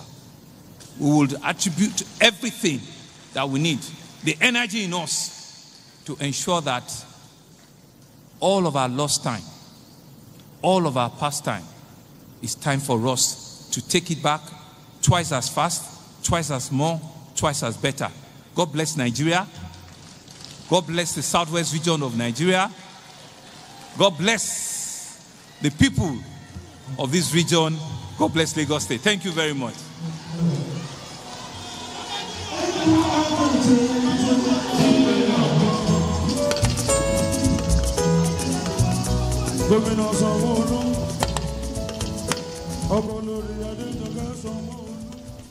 That was the governor of Lagos State, Governor Babajide Sanwo-Olu, who is also the chairman of the Southwest Governors Forum, highlighting the importance of the Southwest region to the development of Nigeria. You know, in 1967, the Western region was subdivided into Lagos and Western State, with Ibadan remaining the capital of Western State. Later in 1976, the Western State was further subdivided into Ondo and Oyo State. And the Western region played a significant role in Nigeria's pre- and post-independent history, with leaders like Chief Obafemi Awolowo contributing to its development. The region's economy was driven by agriculture, particularly cocoa production, which generated significant revenue and financed social and infrastructural projects. the Western region's Is somebody legacy clapping for the governor of continue Lagos to State influence Southwest Nigeria's politics, development strategies, and Èkó cultural ò ní bàjẹ́. identity. Today, the region Thank you is very much, consistent Governor of Sanwo-Olu. 6 states: Great Lagos, job. Oyo, As usual, Osun, we appreciate Ogun, you. So we move on Ekiti, quickly. and bẹ́ẹ̀ni Ondo State. kókó ìfọ̀rọ̀wérọ̀ wa lónìí ní láti rí wípé ìjọba alágbádá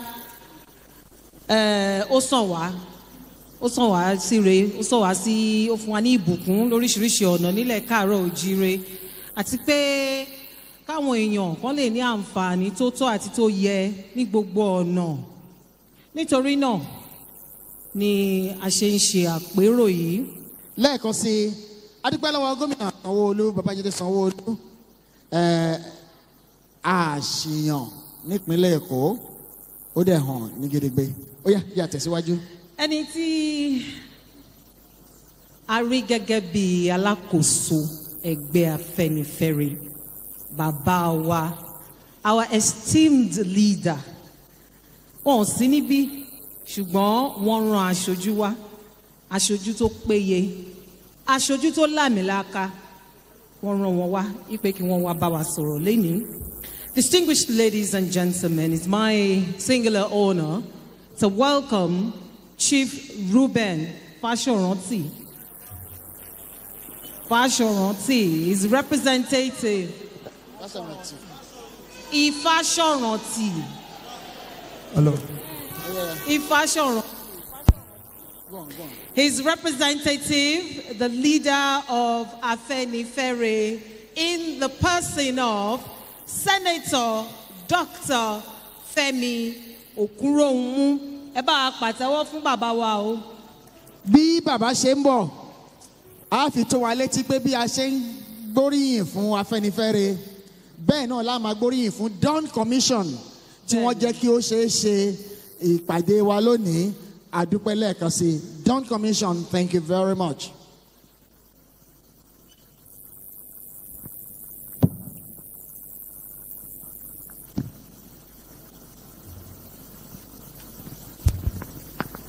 Your Excellencies, the executive governors of our beloved Western states,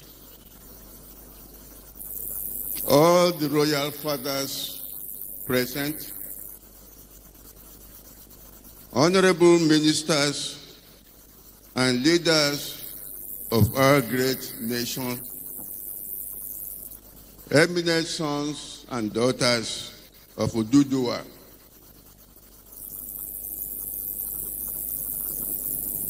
I am Senator Dr. Femi Okurounmu, a former Secretary General of Afenifere and one of its leaders.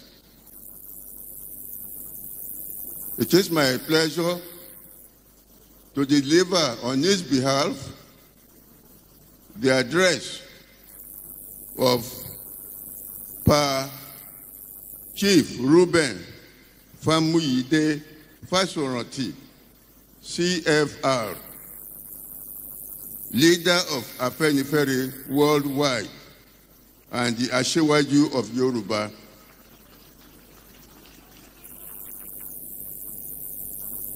The title of the address is "The Time to Renew Commitment to Pan-Yoruba Solidarity."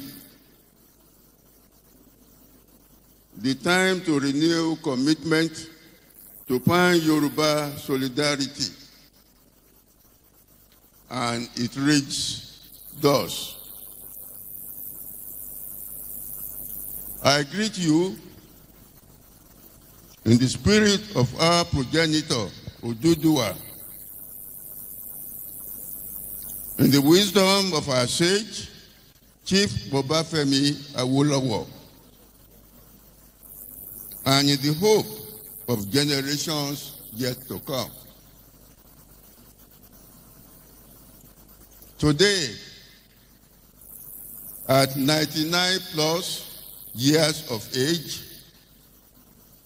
I stand before you not in body, but in spirit, carried by the voice of my beloved brother, Senator Dr. Femi Okuromu. My physical frame may be weakened by the weight of nearly a century, but my commitment to our people burns as fiercely as it did when I was a young man, dreaming of a united, prosperous, and progressive Yoruba nation and our dear country, Nigeria.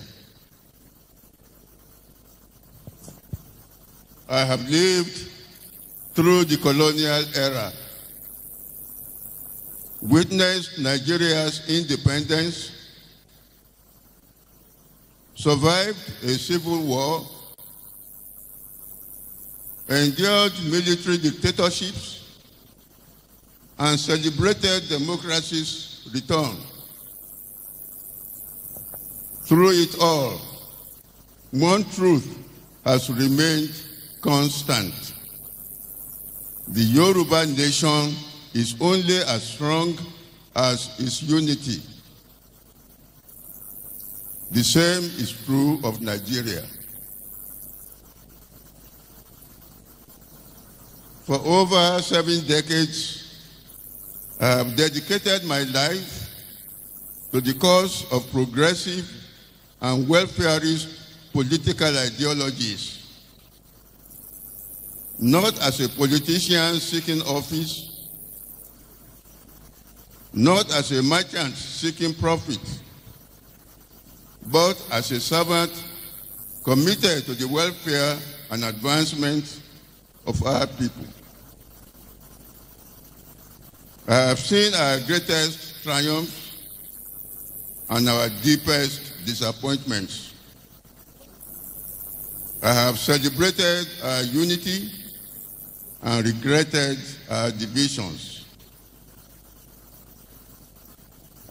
Our ancestors understood something profound, captured in the wisdom they passed down to us.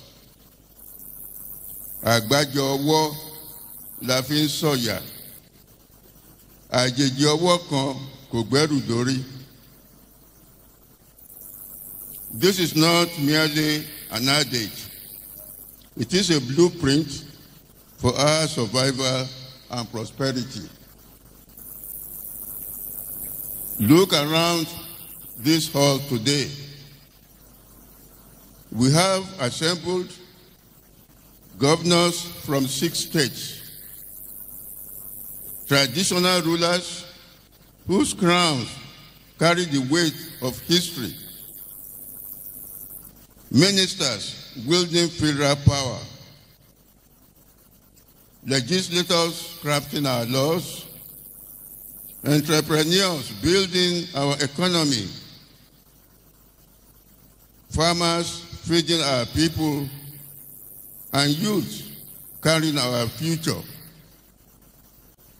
This gathering itself is proof that when we come together, we are formidable. But I must speak plainly as an elder who has earned the right to speak the truth. Party politics must never again divide or weaken Yoruba solidarity.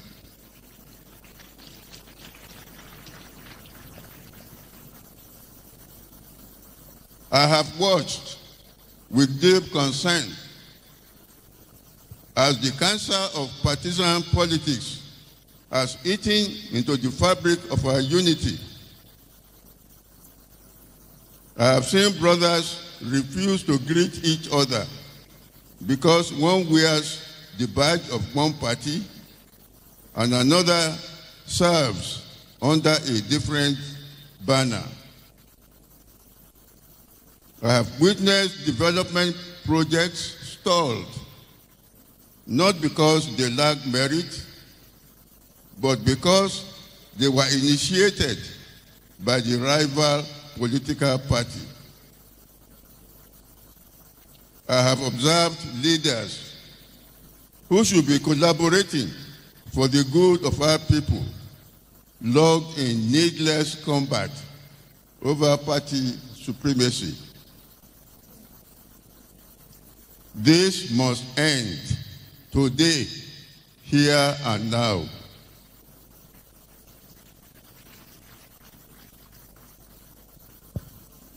Development has no party. Progress knows no partisan affiliation. The welfare of our people is not a matter for political point scoring. The welfare of our people must be and remains the fulcrum and central theme of our political calculations. Let me remind you of something we seem to have forgotten in recent times. Our political DNA is welfareist. Progressivism is not a borrowed ideology. It is our inheritance.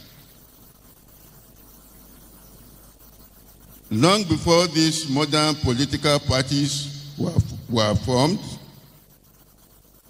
long before the labels of APC, PDP, LP, or any other acronym, there was a Yoruba political philosophy built on a simple but profound principle. Government exists to serve the welfare of the people, of our people's interests, and guardians of the vision bequeathed to us by Chief Obafemi Awolowo. We have not yet achieved this vision, but gathering like this summit gave me hope that we are finally learning the lessons that decades of division have taught us. To all our governors, your people elected you to improve their lives. Collaborate for regional development, even if you have to do that across party lines. When Osun innovates successfully, let Oyo adopt and adapt. When Lagos leads, let others follow.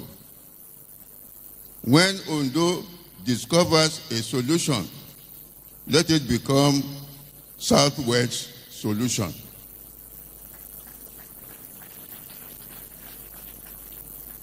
To our ministers from the Southwest, you sit at the table where national decisions are made. Never forget that you are there, not just as party members or cabinet officials, but as representatives of a people with a proud history and high expectations. Advocate fiercely for àyànfẹ́ k'Olúwa jẹ́ kó dàgbà kó dàgbà o.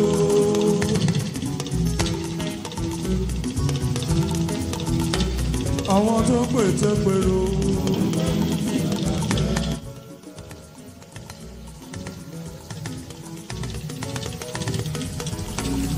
That was the speech of the leader of the Pan-Yoruba socio-political group Afenifere, Pa Ruben Fashionati, delivered by Senator Kurumbi on the development agenda of the southwestern Nigeria. The southwest region has its roots in the old western region of Nigeria, which was established in 1939 under the British rule as a subdivision of southern Nigeria colony. After Nigeria gained independence in 1960, it became one of the country's three regions alongside the eastern region and the northern region. The region was primarily inhabited by Yoruba people, with Ibadan as its capital. In 1963, two provinces, Benin and Delta, were split from the region to form the western region, and the modern western region now is coming together once again under the Dawn Commission, where the commission's creation was inspired by the need for a collective approach to address shared challenges and leverage the region's strengths. It has its headquarters at the historic Cocoa House in Ibadan, Oyo State.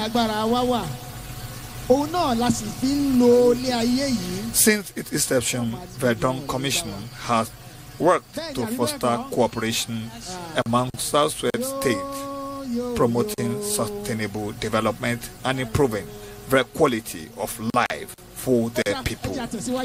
Its initiatives have gathered recognition, including a notable collaboration with the UK's Developing Countries Trading Scheme, DCTS, enhancing trade opportunities for Southwest Nigeria.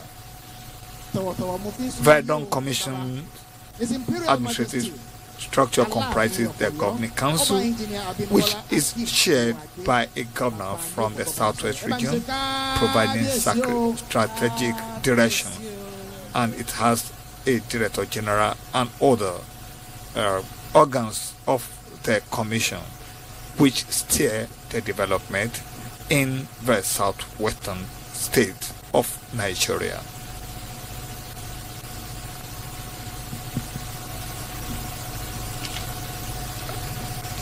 The Dawn Commission has made significant strides since its inception in 2013, among which are establishment of Amotekun Security Network.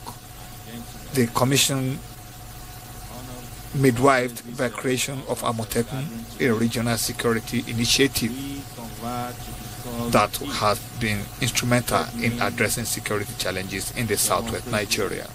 Through dialogue, assessing progress, charting the future. As the 46th Aláàfin of Ọ̀yọ́, Ikú Bàbá Yèyé, I'm proud to represent the rich cultural heritage of our great Southwest region. Our history is replete with examples of democratic governance, where leaders were chosen based on their merit and consensus. Today, we must draw inspiration from this tradition as we navigate the complexities of a modern democracy. Dialogue is the cornerstone of democracy. It is through open and inclusive conversation that we can address the pressing issues affecting our communities. I commend the organizers of these summits for bringing together stakeholders from various sectors to share ideas and best practices. As we assess our progress, we must acknowledge the strides made in promoting democratic values and institutions. However, we must also confront the challenges that threaten our democratic journey. These include corruption, electoral malpractices, and the erosion of trust in public institutions. To chart a better, brighter future, we must prioritize citizen engagement and participation. We must create platform for citizens to contribute to policy-making process and hold leaders accountable. We must also strengthen institutions, ensuring they are independent, transparent, and responsive to the need of our people. As traditional leaders, we have a critical role to play in promoting the peace, the unity, and dialogue. Let us continue to engage, collaborate, and innovate, ensuring that our democracy serves the interests of our citizens. Together, we can build a brighter future for our region and our nation. But this time around, I greet everyone here present that are converging to making sure that Nigeria is being pushed to a different level. I'm very proud to be here. So also my other traditional rulers and everyone here, I would say. I wish this event a successful end, and I really hope and I believe that by the time we finish this program, we will all have our takeaway and we'll be able to put it to practice. So mo kí gbogbo wa o ní ìkọ̀kan pé àkú iṣẹ́ o ìtàdé wa ṣe lénìí lọ́jọ́ ìní náà àwọn elédùn àwọn bá wa ṣe o àní ṣàṣetì o ẹ ṣeun gidi gan. I'm proud to be here. Thank you very much.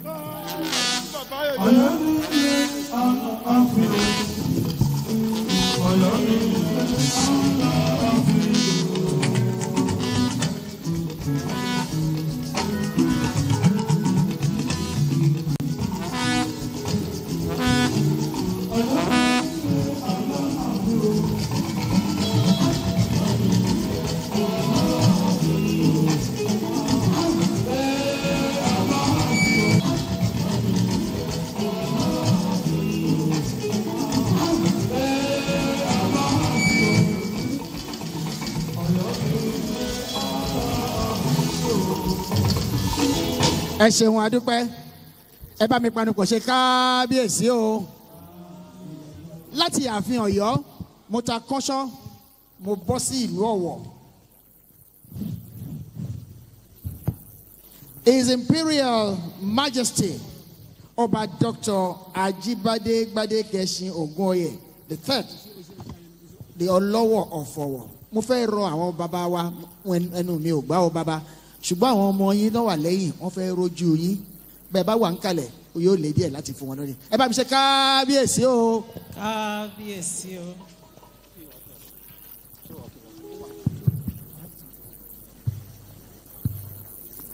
Your Excellencies, the governors of Lagos and Ondo State, who are the hosts of this gathering, I greet the federal delegation led by the Honorable Minister of Finance and the Coordinating Minister of the Economy. I greet the Afenifere leaders led by Pa Fashoranti, my Kabiyesi's who are here. I greet you all. Distinguished invited guests, ladies and gentlemen, I am happy today representing our traditional rulers, particularly those of us who are from Ondo State that have been invited to this dialogue. Let me say that we are very appreciative of the initiative of our governors, particularly with the collaboration of the Down Commission, to make this occasion happen today. Today is so unique that the people of the southern part, southwest Nigeria, are gathered to ensure that we dialogue towards charting the future of our region, of our nationhood, Yoruba, and of the Nigeria. We are happy to be part of this occasion. The essence of it is to let we are here so that those who are representing us politically could showcase what they've been doing towards the benefits of our people in Yoruba land and in Nigeria as a whole. We are happy that our governors have spoken, and they have spoken well. They've told us what they are doing and what the federal government is equally doing in partnership with the states of the southwest Nigeria. We can see that the federal government is really working. Our state governors are really working for the benefits of our people. We thank you profusely for all your efforts.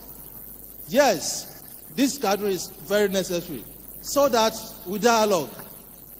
So we dialogue to chart the best way possible to make what you are doing better. And I'm sure when the representative of the President of the Federal Republic comes around to talk to us, then we'll be happy for it. I know, and the traditional rulers across the Yoruba nation are happy that the President is doing well for our nation. He's charting, he's rebranding the nation in all fronts. Do we talk about the economy? Yes, the Nigerian economy, we are in it together. We know that there's great improvement. There's transparency across board. This is about our exchange rate. The exchange rate is stabilized. That will greatly ensure proper planning for our nation. The Inondo State, as told us by our governor, we are benefiting a lot from the workings of the federal government. The Lagos-Calabar road will be so beneficial to us. Ondo State is blessed with the longest coastline in Nigeria, and that will translate a lot into economic benefits for us. When eventually this seaport comes to play, Nigeria and Ondo State will be so blessed. So, on behalf of our traditional institutions, I make bold to say that we are not just talking that we are supporting Mr. President because he's one of us, but we are saying that we are supporting him for what he's doing positively towards rebranding our nation positively. The Yoruba nation is known for one thing. We are known for criticism. If something is not beneficial to us, we will criticize it, no matter whether the person is in government is our son or not. So I must say that we have no cause not to criticize Mr. President for what he's doing for the Nigerian nation today. In conclusion, I say, on behalf of our traditional rulers and on behalf of the good people of Yoruba land, that we are in support of the continuation of Mr. President in power come 2027. Thank you very much, and God bless.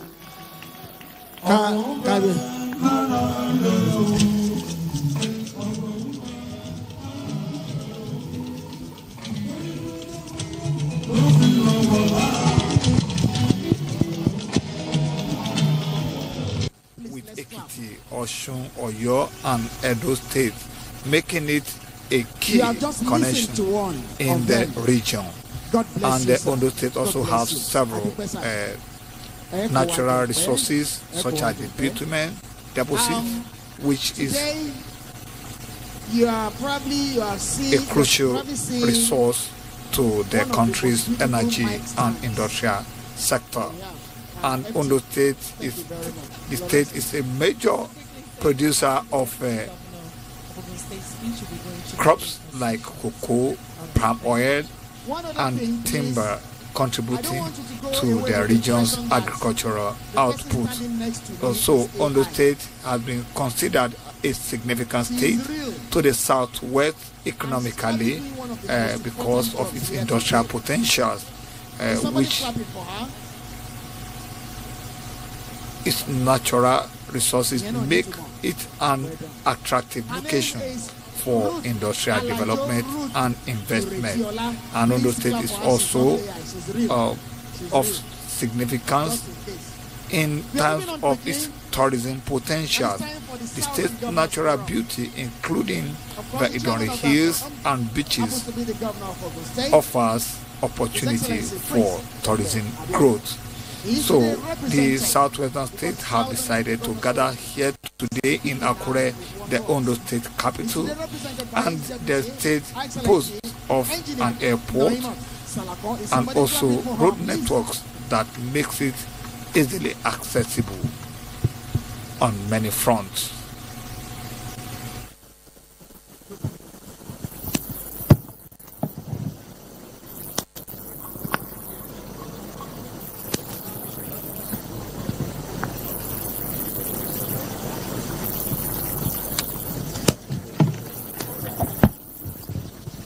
Your Excellencies, Your Royal Majesties, distinguished ladies and gentlemen, please permit me to adopt the existing protocols. I'm here today to represent His Excellency Prince Dapo Abiodun, CON, the Governor of Ogun State. His Excellency is unavoidably absent, and he has sent his best wishes to this gathering. Here are His Excellency's remarks. I bring you warm greetings from the government and people of Ogun State. It is indeed an honor to join this distinguished gathering at the Southwest Citizen Government Engagement Forum, a platform designed to strengthen the bridge between our governments and the people whose mandate we hold in trust. This engagement reflects our shared commitment to inclusive governance, regional cooperation, and sustainable development. It is a reaffirmation that democracy thrives when citizens and government work together in mutual respect and accountability. I commend my brother governors from across the Southwest states, the Afenifere under the leadership of Pa Ruben Fashion-Roti, and the Dawn Commission for conceiving and facilitating this Southwest Summit. Special thanks go to His Excellency Honorable Lucky Ayedatiwa for graciously hosting us today. Let me respectfully acknowledge His Excellency President Bola Ahmed Tinubu, GCFR, an illustrious son of the Southwest, for his visionary leadership through the Renewed Hope Agenda.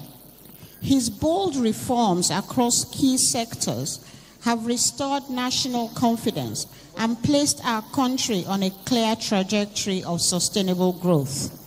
His courage in confronting long-standing structural challenges has opened a new chapter for subnational governments like ours to align with its transformational vision.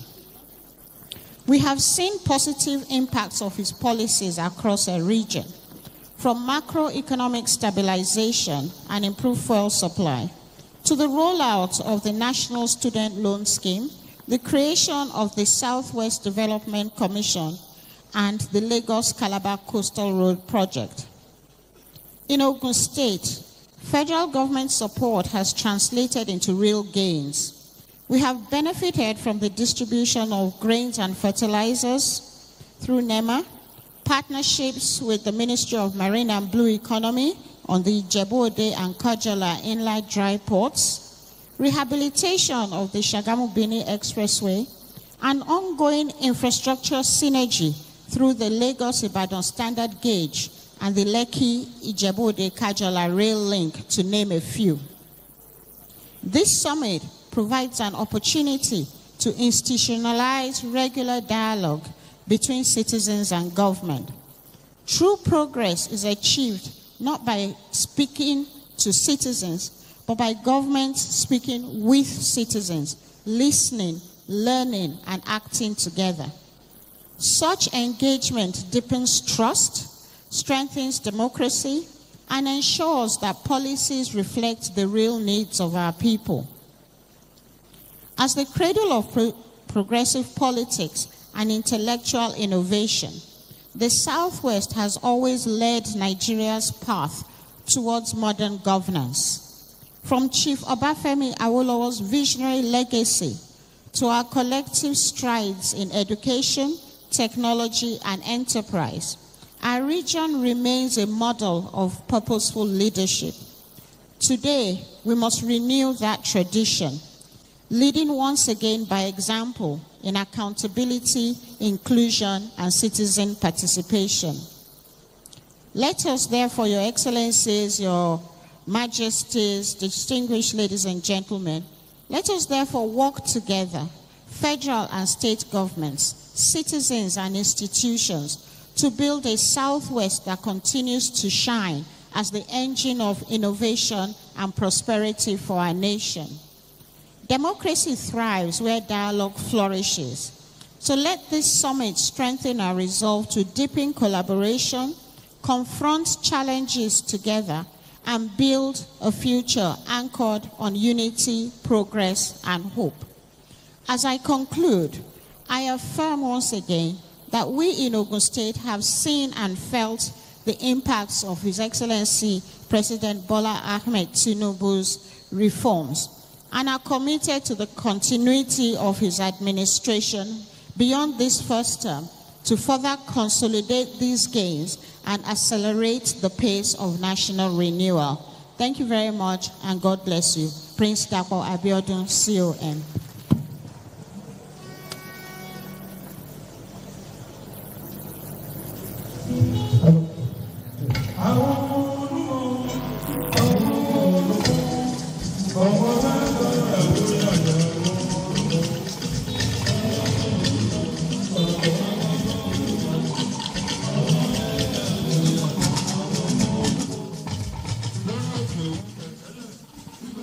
That was the representative of the Ogun State Governor, Dapo Abiodun, one of the co-hosts of that event.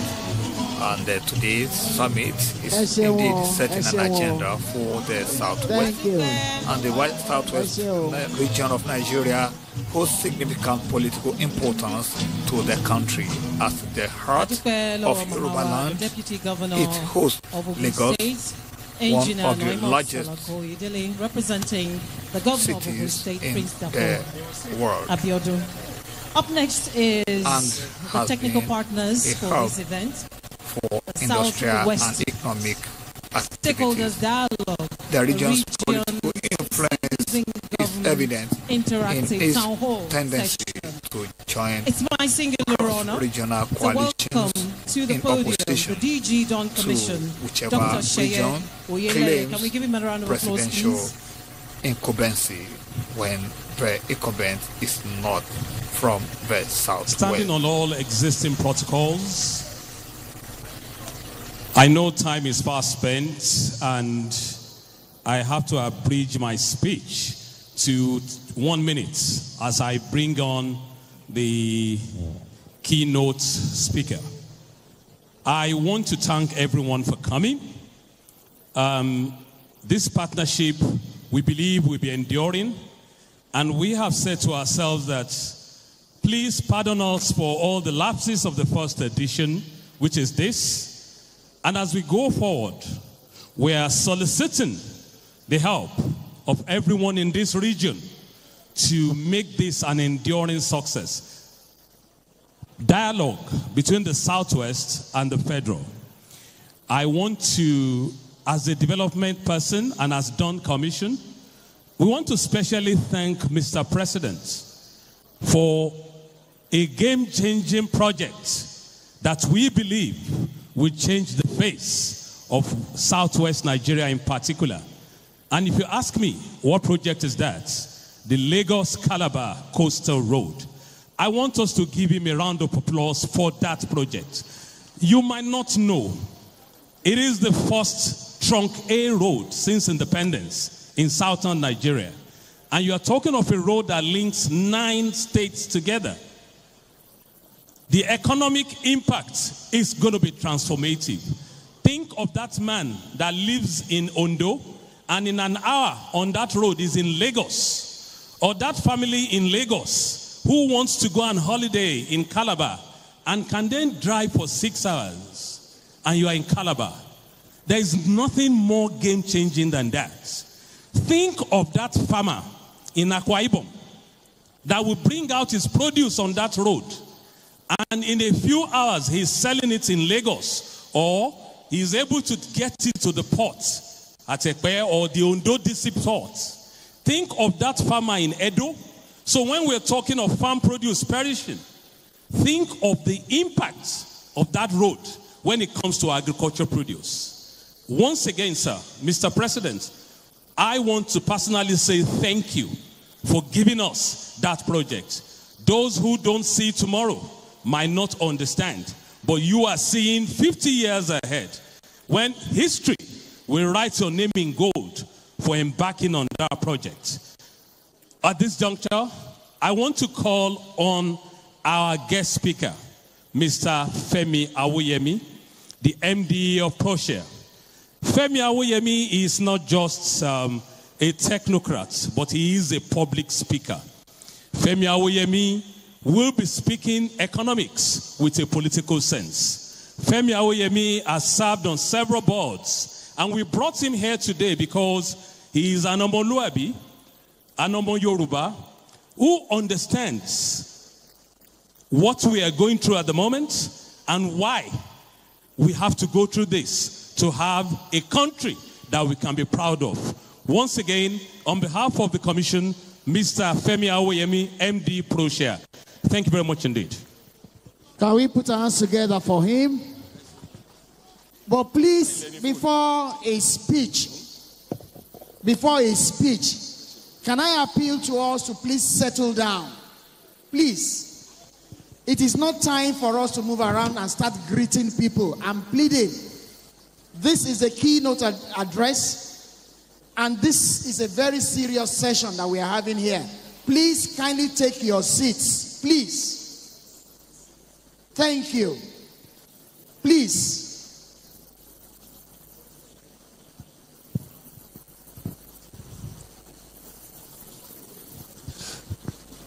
Good afternoon, Your Excellencies. Good afternoon, our guest. Because of lack of time, I'm going to move very fast on this. First is to say that applause can be louder. It can be louder. I said it earlier. Our strength is in our intellect. You've just listened to one of us. The world has just listened to what we have to offer. But I can assure you they won't see us coming. We will get there. One more time, can we have it for Mr. Olufemi Awoyemi, MNI? Let's clap for him, please.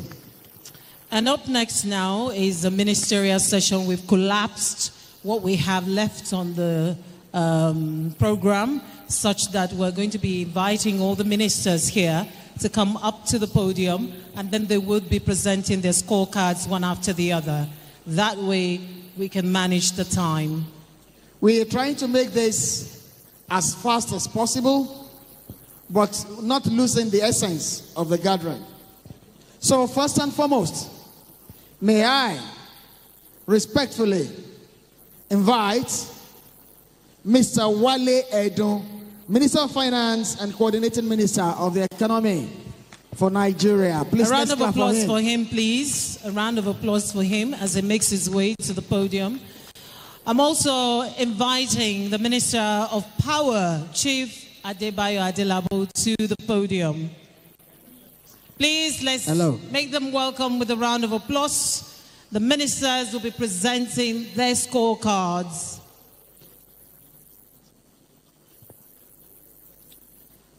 Minister of Power. You're most welcome, Honorable Minister. Next, we've got the Minister of Marine and Blue Economy, His Excellency Adegboyega Oyetola. Is somebody clapping for him? Here comes the former governor of Osun State, His Excellency Adegboyega Oyetola. Let's give him a round of applause as he makes his way to the podium.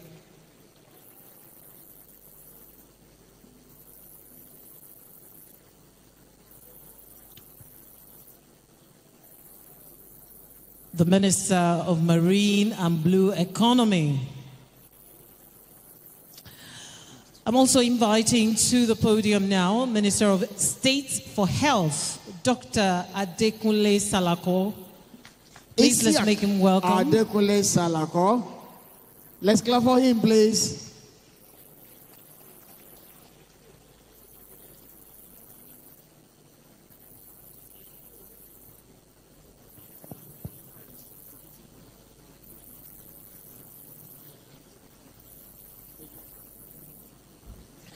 And next is a special advisor to the President on Energy, Mrs. Olu Vayanji. The special advisor to the President on Energy. Thank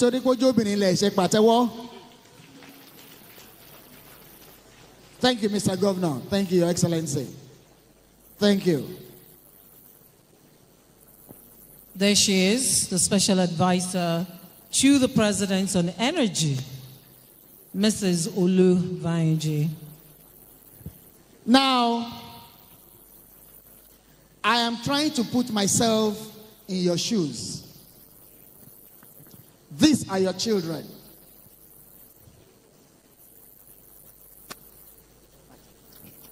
These are your representatives. They are here with their scorecard. Bàbá rán ọmọ lọ sílé ìwé tó bá ṣe dáadáa orí ẹni á wú. Pẹ̀lú ẹ̀ náà á wò fínífíní. Ó kù díẹ̀ ń bí o, ó ṣe dáadáa ń bí o, ó ṣe dáadáa ń bí o, bí ó ṣe rí lénìí nìyẹn. Fún ìdí èyí, ẹ kọ́kọ́ bá mi wó àwọn ọmọ wa yìí látẹ̀wọ́ náà. Ẹ bá mi wó wọn látẹ̀wọ́. Àwọn ọmọ tí a fi ń mú yan gan ni. So we are going on quickly. Ìdí owó láti bẹ̀rẹ̀. Ìdí owó ni a ti bẹ̀rẹ̀.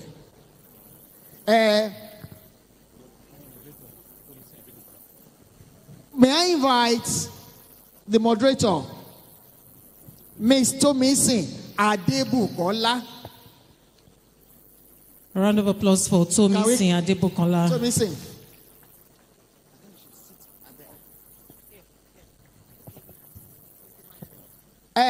Kí Tomisin tó sọ, mo ń sọ pé ìdí owó láti bẹ̀rẹ̀.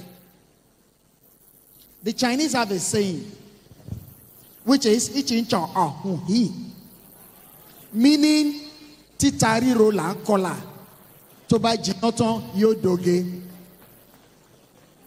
Àti kọlà ń títa ríro, ó sì ti wá ń di oge bọ̀ báyìí. Ẹ bá mi wó ọlọ́gbẹ̀ni látẹ̀wọ́. Kẹ́ wá bá mi wó President Bola Tinubu. Ẹ bá mi wó ní àtẹ̀wọ́ tó rinlẹ̀. Tomisin, over to you. She will call you. Over to you.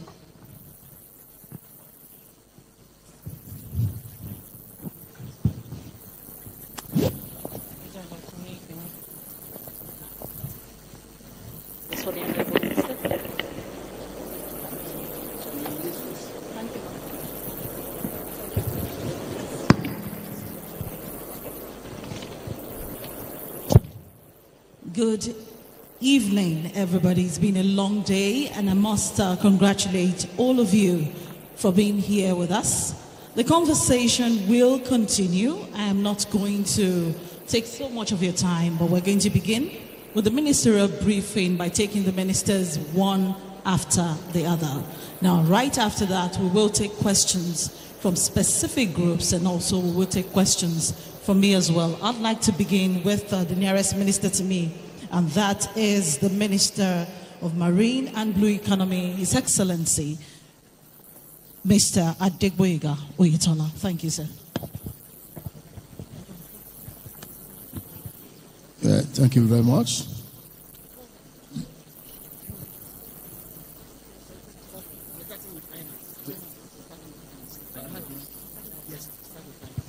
I apologize for that. We will start with the Minister of Finance and the Coordinating Minister for the Economy, Mr. Olawale Edun. Thank you so much for your patience, sir. Thank you, and good afternoon. Afeni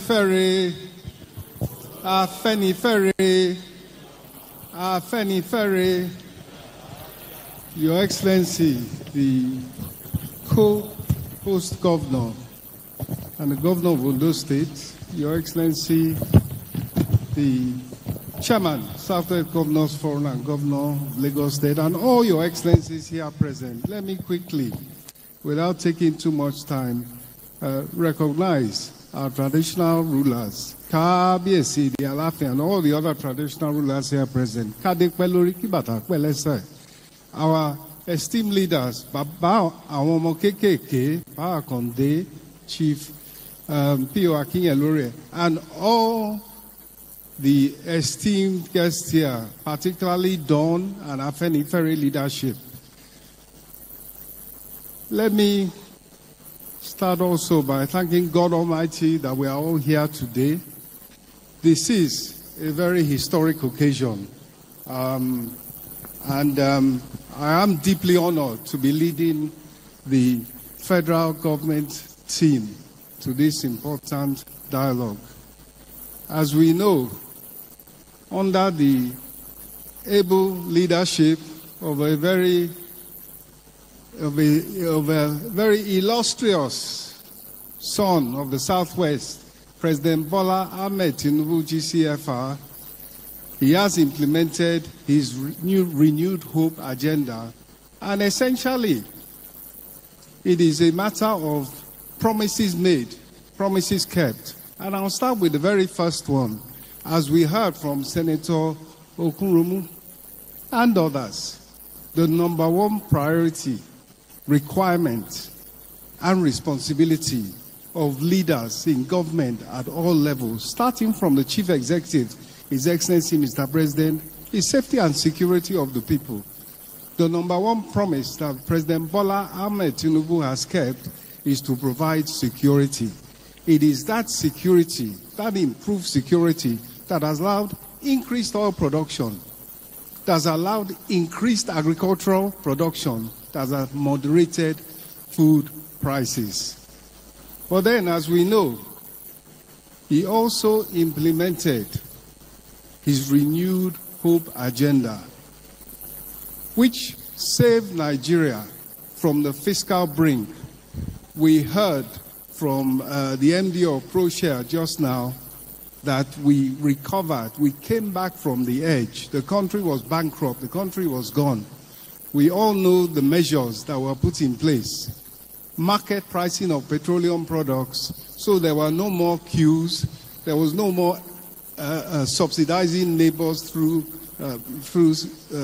smuggling, and instead we were placed in a situation where the benefit of God-given oil resources now flowed to the many instead of to the few who are benefiting before. The same with the foreign exchange market. The reform there meant nobody has to know the governor of central bank before I have access to foreign exchange.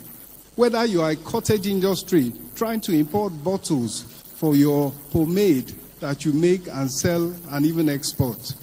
So those were the two key measures. But on top of that,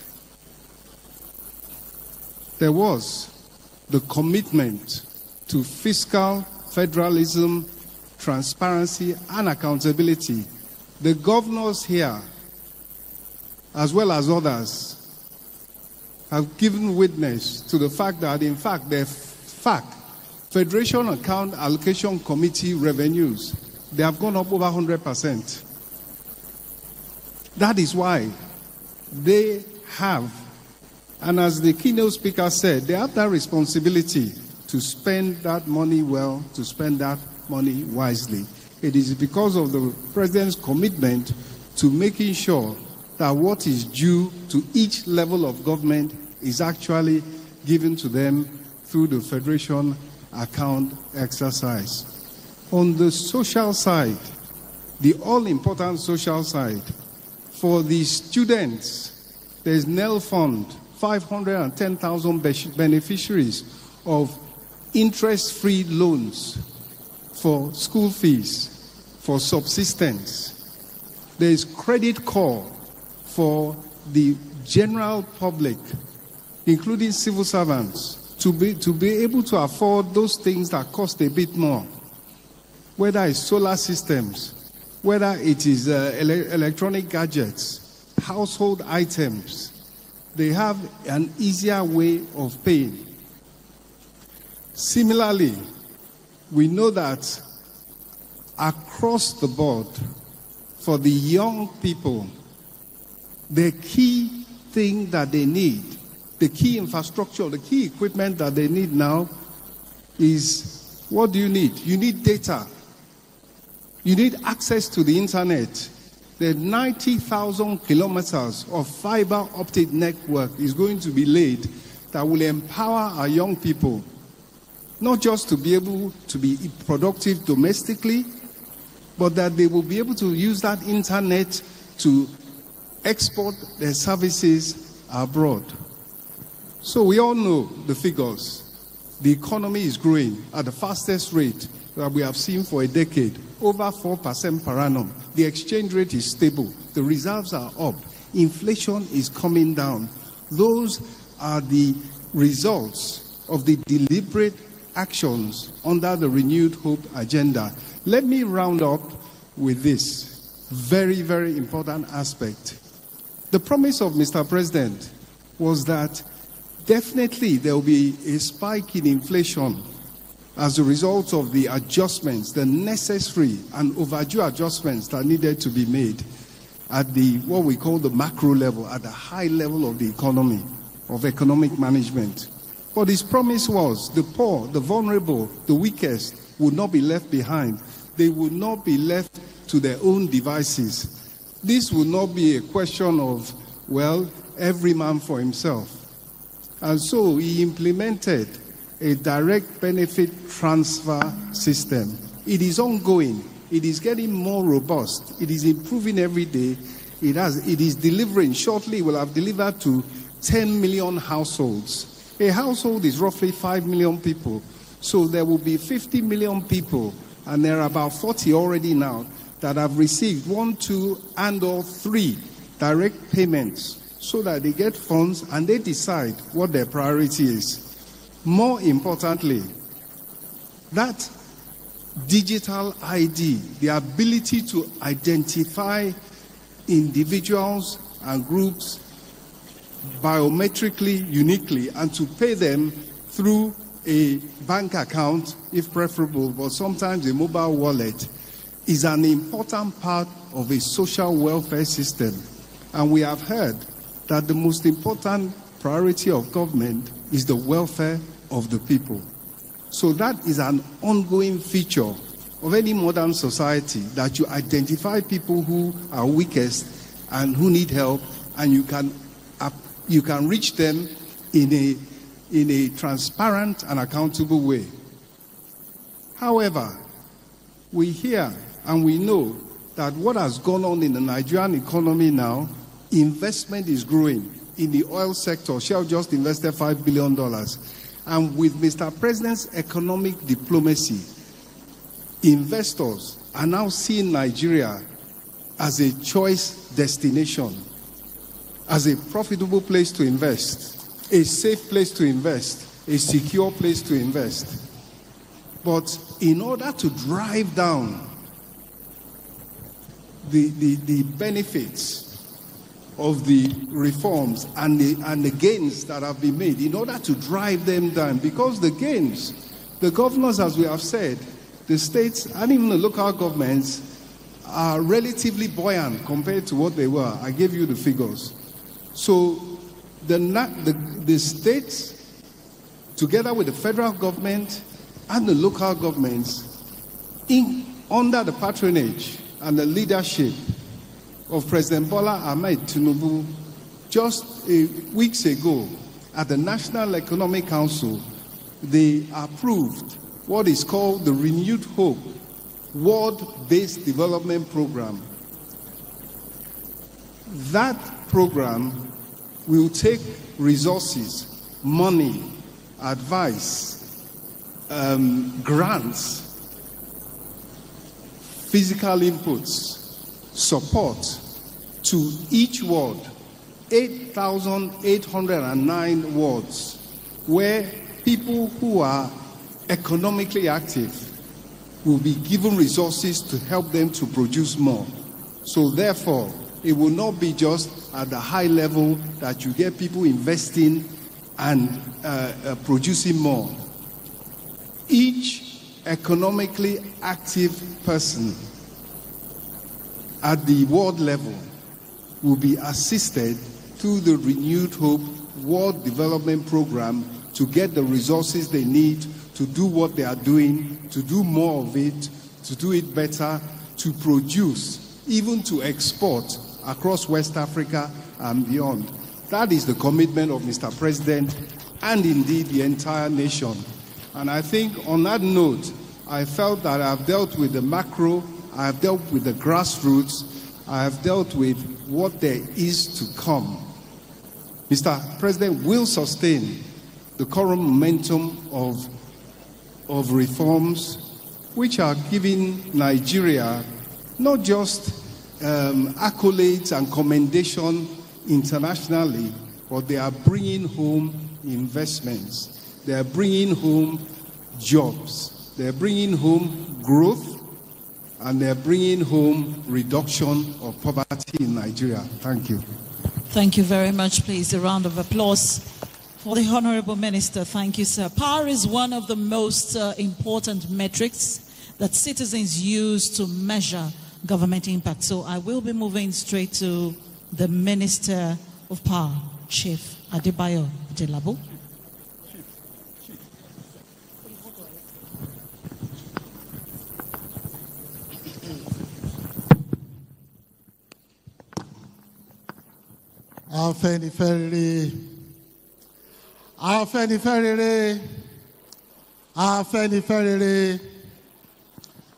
Your Excellencies, Your Royal Highnesses, our leaders, distinguished guests, ladies and gentlemen, I would like to beg for permission to also stand on already established protocol for sake of time.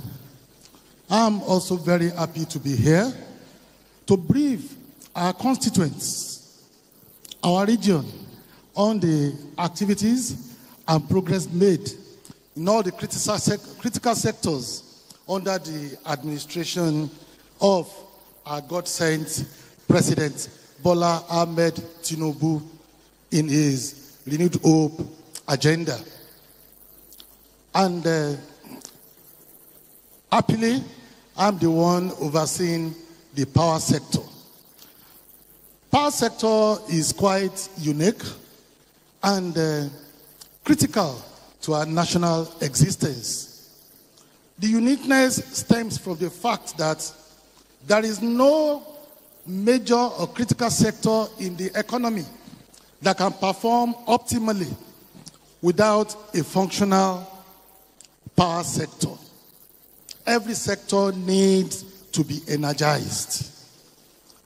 The uniqueness also stems from the fact that of all the sectors, of all the ministries, the power sector is open to every household, every business, every institution, be it educational or health institutions, every industry.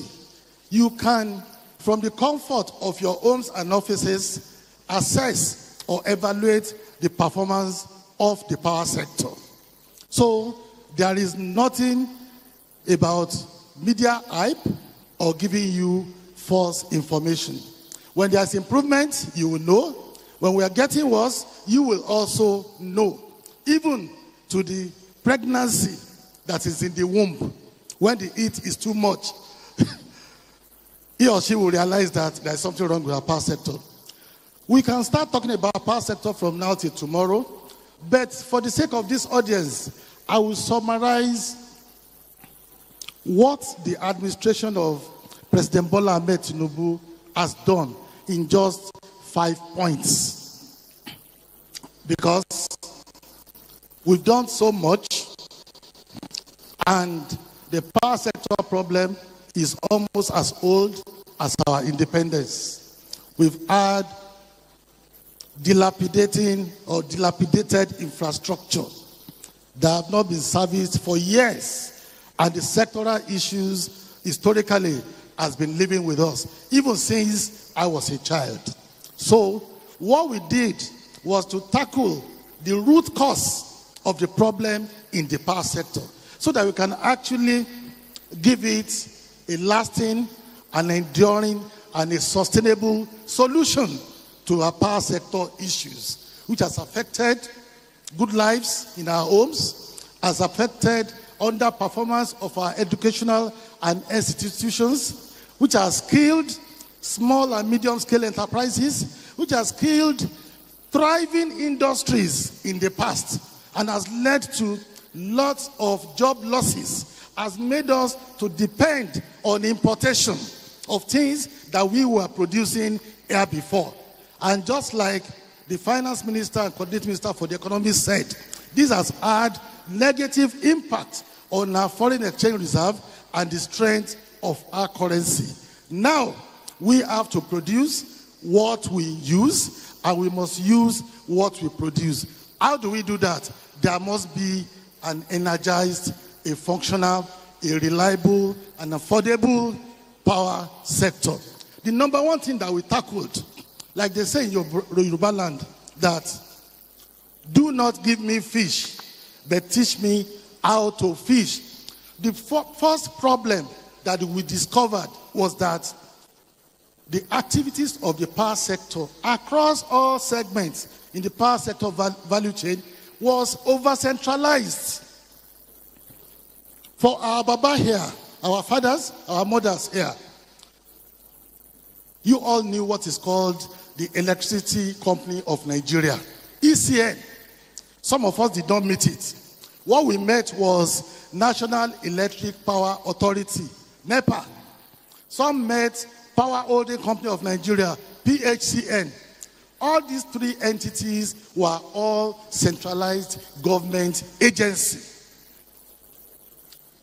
And to provide functional power sector for a country as huge, as vast as Nigeria, with 926 square kilometers of landmass, with over 200 million people, with 36 states and federal capital territory, with 774 local governments, with almost 9,000 wards, we cannot successfully undo power sector problem at the center.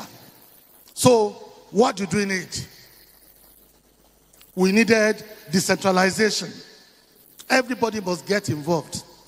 Number two problem was government alone.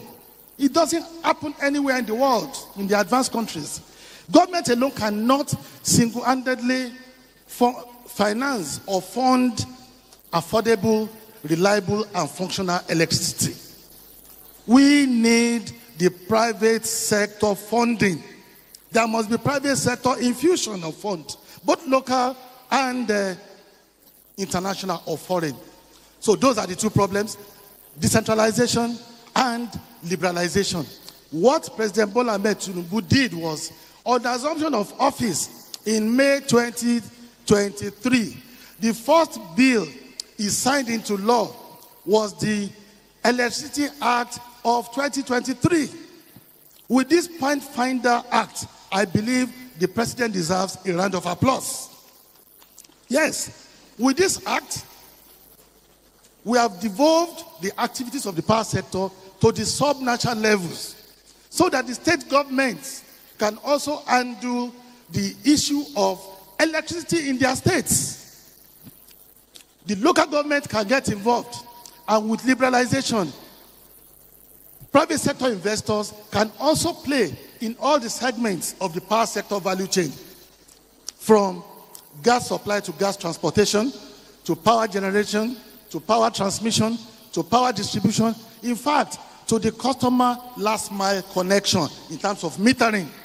So this act has decentralized and it has liberalized the activities in the power sector.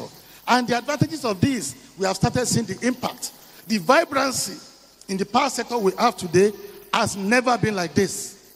The awareness we have created, the consciousness we have created, and the state government are now getting involved. So instead of the federal government alone tackling the issue of power, the federal government, 36 state governors, the Minister of Federal Capital Territory, all the chairmen of 774 local governments, they should now be held responsible to achieve stable electricity. That is number one. And it is the pathfinder we are leveraging on this act, and is working very well. Between 2023 and now, we have generated nothing less than $5 billion investment into the power sector, coming from development institutions like the World Bank, the AFD, the JICA, the GIZ, the USAID, and all that, plus the state government resource expenditure in the power sector and other local private sectors. That's number one. Then the second point was market reforms. We are all aware that the power sector is being heavily subsidized by the federal government. With the tariff we met on grant, Nigerians will not pay more than 30% of cost of energy. Government has been subsidizing close to 70%. Be it hydro source of energy, be it gas-powered plants, government has been subsidizing. And this subsidy, we cannot afford it. We owe power generating companies over 4 trillion naira. And this has been the bane of the industry non-performance. And we said that let us have a covenant-based tariff structure, which will be based on hours of supply for territories with very good infrastructure. Our infrastructure has decayed over time. We have not serviced the transformers. The lines are breaking down. The towers are being vandalized. So for the few customers that have very good infrastructure, we are saying when you enjoy 20 to 24 hours of service, you will pay what is called cost reflective tariff. That is CRT. Just 15% of customers. And this has worked wonders. There was initial resistance. But after 2 to 3 months, when the people found out that it was even cheaper for them to pay these bills than to be paying for diesel, to be paying for fuel, to maintain generator. If I give you a data that in 2023 alone, the revenue paid to the power distribution companies was just 1 trillion naira. But our people, Nigerians, they spent over 15 trillion on procurement of diesel, procurement of fuel, and maintenance of generator, which is more expensive. So we are saying if you can make this infrastructure to be better, it is cheaper for us to even pay a higher tariff and save up on diesel and fuel. So market reforms has actually given us some good increment in revenue. In 2024, the DISCOs made a revenue of 1.7 trillion, which is a 70% increment over the previous year revenue. And in 2025, we are looking at almost 2.3 trillion. That is doubling official power sector revenue in just 2 years. I think we need to give Mr. President a round of applause for this. So we are doing a number of things in the market reforms. And number 3 is the infrastructure revamp. All the segments in the power sector value chain, they have dilapidated infrastructure that cannot support the power sector of our dream. So the president needed to spend a lot of money to revamp this infrastructure.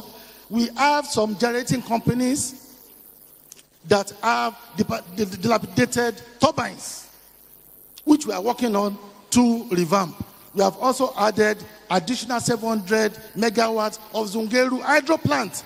Today, we have increased the installed capacity in our power sector from 13,000 megawatts to 14,000 megawatts. And thank you for that. And our transmission infrastructure which covers thousands of kilometers of high voltage and medium voltage power lines, have not been maintained for over 50 years. Our power transformers, which runs into hundreds of thousands across substations, have not been maintained. Same thing with all the towers, and we also experienced vandalization. What the president has done was to resuscitate the Presidential Power Initiative, PPI, which we all know as a Siemens project that was first initiated in 2018 under the former president. But the activities of COVID and the death of the former chief of staff did not really allow it to take off fully. But on resumption of office, we were convinced that we must go with this project. So PPI is doing wonders. So when you see our grid that is stabilizing more than before, it is the completion of the pilot phase of the Presidential Power Initiative, PPI, by importing 10 power transformers, 10 power mobile substations, which we have installed across the country. That's why you can actually experience stability in our grid. Last year, we had 12 instances of grid disturbances, some of them due to vandalization, technical problems. But in 2025, we have only recorded 1 instance of grid disturbance. I think we are making progress. And on that grid collapse, within 2 to 3 hours, we restored power. The next thing is the Presidential Metering Initiative. One of the major issues in the power sector was the meter gap. We have over 13 million customers. Number of customers with meter is just a little over 6 million. We have close to 7 million meter gap.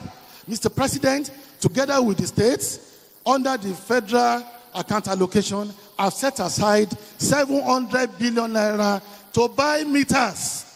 In this year alone, 1.1 meters will be procured before the end of December, while in the next 5 years, annually, 2 million meters. So in 3 to 5 years, issue of meter gap will be completely eliminated. I can assure you that. Then for me to round up, because of time, like I told you, there are so many things we have done, but we have limited time. The issue of renewable energy. We now have a lot of houses, institutions, businesses being powered on renewable energy. This is due to the policies of federal government. Today, we are producing solar panels here. And our first set of export of solar panel to Ghana was last week. So we have started exporting solar panel. Very soon, we have started producing meters here in Nigeria. We will start producing batteries. We have all that it takes. We have lithium deposits. We have natural resources. We have the market. We have the people. With all this, we must be self-reliant. We cannot continue to be import-dependent. Then lastly is the issue of local content and human capacity, which we believe is very key to the sustainability of the power sector. We have not trained our engineers in the past decade. The last training our engineers received were the days of NEPA, the days of PHCN. The successor companies that took over all these Nigerian federal government companies, they have not been training their personnel. So we have resuscitated the National Power Training Institute. Just last month, we just opened a 104-room hostel and modern training facilities for the NAP team. Lastly is the use of our natural resources to produce what we want. And Mr. President is already championing this, and the Power Ministry is at the forefront to ensure that we use what we produce and we produce what we want. So those are the 5 pillars of Mr. President's reform and transformation in the power sector. In just 2 years, you can imagine in the next 2 years where we will get to. So when we made the literal promise that I will give you stable, functional, reliable, and affordable power sector, he meant business, and he has started it. But we know that Rome was not built in a day. A journey of 1,000 miles starts with a single step in the right direction. We have taken the giant step, and we are in the right direction. Thank you, and God bless. A round of applause for the Minister of Power. Thank you so much, Chief Adebayo Adelabo. Thank you, sir. All right, moving now to another powerful ministry of the federal government generating revenue. We will be moving to the Ministry of Marine and Blue Economy. His Excellency Adegboyega Oyetola. Thank you, sir, and thank you for your patience.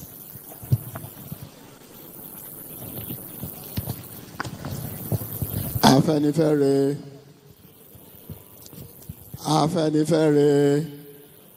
It's not loud enough. Afenifere. Thank you. I recognize our excellencies, the governor from Southwest that are here, the honorable ministers, our leaders, particularly Chief Bisi Akande, eminent elders and leaders of our region, our royal fathers, thank you for being here. Members of the press, ladies and gentlemen, I first of all like to commend the President for his visionary leadership in creating the Ministry of Marine and Blue Economy in 2023. Nigeria is blessed with abundant maritime resources. We have 853 kilometers of coastline, 10,000 kilometers of inland waterways, 200 nautical miles of exclusive economic zone, which has been increased by another 16,300 kilometers through the continental shelf. So Nigeria presents a very critical ship route that links Africa with Asia, Europe, and America. So by that abundant resources, Nigeria is a maritime nation. So having created the ministry, the first thing we did was to work on the issue of national policy on marine and blue economy as a foundation to put the structure to harness the resources of the ocean for economic growth, job creation, improved livelihood, while guaranteeing environmental sustainability. Having said that, we started by ensuring that we try to modernize the existing port. The first two ports of Apapa and Tinkan were created some 70 or more years ago, and they have been so neglected over the years. So what Mr. President did was to ensure that he gave an approval for the modernization and automation of these ports. In Southwest, we have these three ports: the Apapa Port, the Tinkan Port, and the Lekki Deep-Sea Port. The Lekki Deep-Sea Port is a modern port that attracts big vessels and is doing no less than more than 60% of transshipment in Africa, in Nigeria. So we are modernizing the port, first of all, to increase the infrastructure. Secondly, to increase the draft level. Nigeria is supposed to be the transshipment in West Africa, but the existing ports have very shallow depth, what we call draft. The draft level of the existing Apapa and Tinkan is about 13 meters, whereas with the kind of modern vessels that we have today, you don't need anything less than 16 meters. So we are modernizing the port by increasing the draft so as to attract big vessels coming to our shores. Most of the imports that are meant for Nigeria, most times are taken to neighboring countries because of our draft level. So once we're able to increase the draft, this import will come back to us. In addition to that, we are developing additional ports. Deep-Sea Port, we have one in Badagry and Snake Island in Lagos. Equally in Southwest, we are collaborating with Ondo State Government for the Ondo Deep-Sea Port, which is ready to be taken to effect. We are looking at Olokola Deep-Sea Port in Ogun State. Apart from this, we are creating additional inland dry ports, one in Djibouti and another one, Moniya, to ensure that we're able to bring port activities to the grassroots and reduce the level of congestion on the ports, the existing ports in Apapa and Tinkan. Equally, we are creating a trailer park in Shagamu to decongest the ports of Apapa and Tinkan.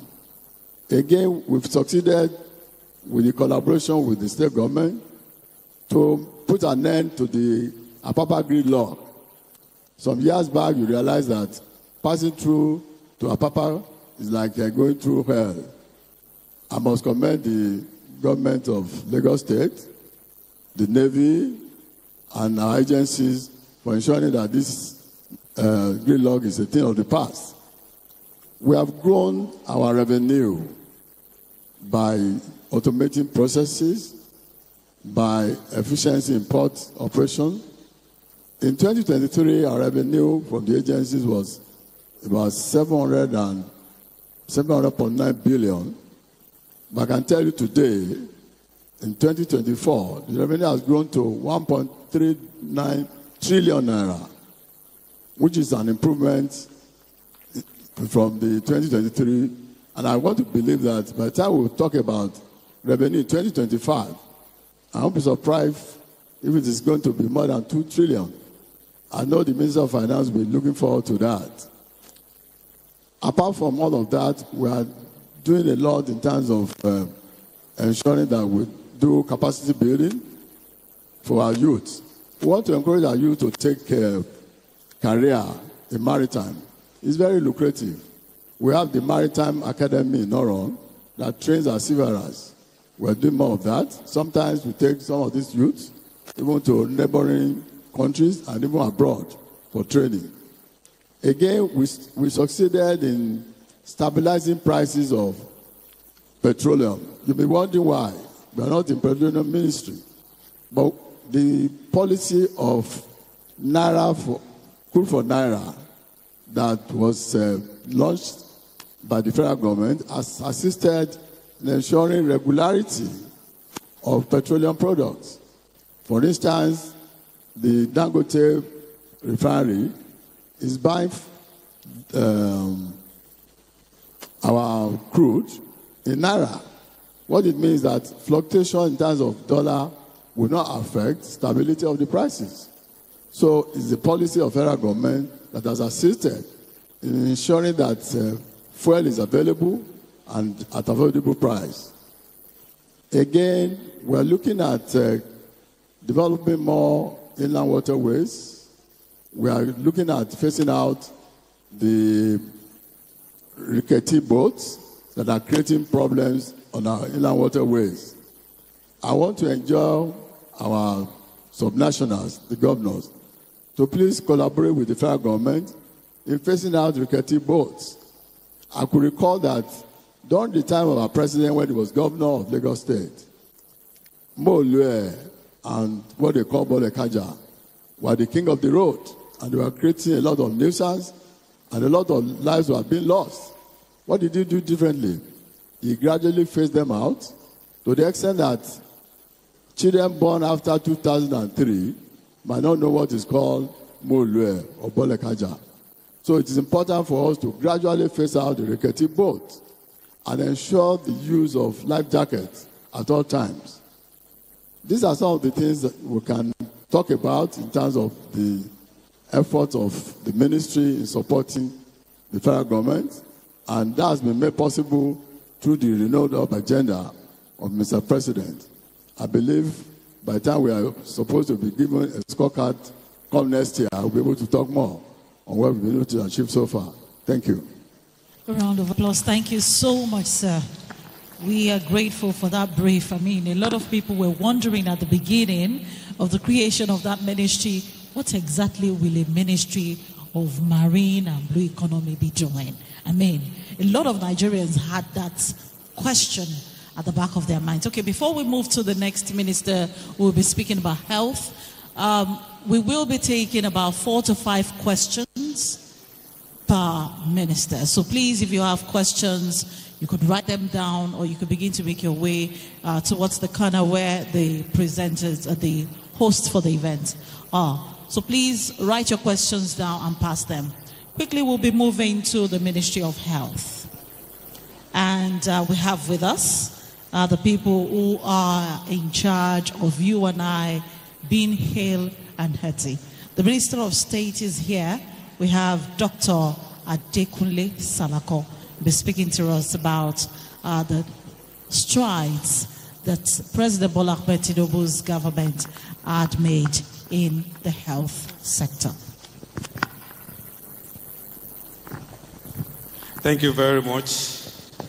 Let me quickly acknowledge our host governor.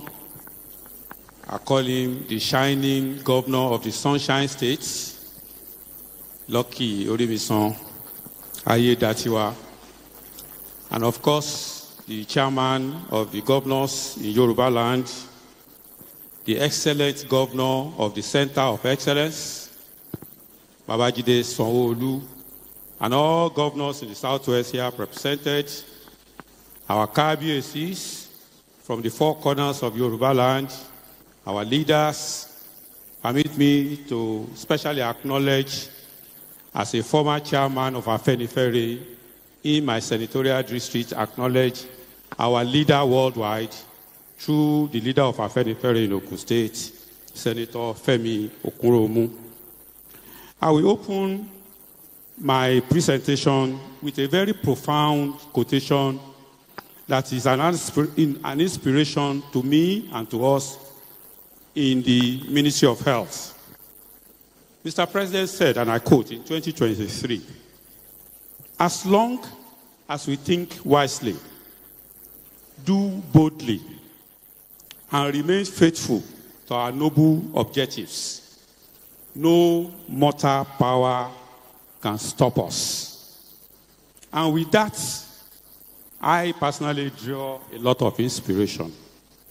Mr. President, in my opinion, is an exceptional Yoruba man who combines the organizing skills, the brilliance, and the clear-headedness of Chief Obafemi Awolowo with the pan-Nigerianism, the financial acumen, and the courage of MKO Abiola. As we all know, health is wealth. If you have 1,000 problems, the moment you have health problem, all the other 999 problems will disappear, and you will have only one problem. Therefore, the health sector occupies a very, very central position in the Renew Hope agenda. And if you read that document, the president said, the health of Nigeria is an urgent matter of rights. The health of all Nigerians is an urgent matter of rights. And in that document, Mr. President itemized a 9-point agenda that he's going to use to address the health challenges that we face in Nigeria. First, he talked about health sector governance and leadership to achieve universal health coverage, equity and quality, primary health care as the bedrock of our health system, emphasis on preventive care, improve allocation to health care, preparing Nigeria for the next public health emergency, improving local research, better emphasis on mental health, and using the health sector as a creator of jobs and improving the welfare of health workers. And so, when Mr. President assumed office in May 2023, the public health landscape was not very encouraging.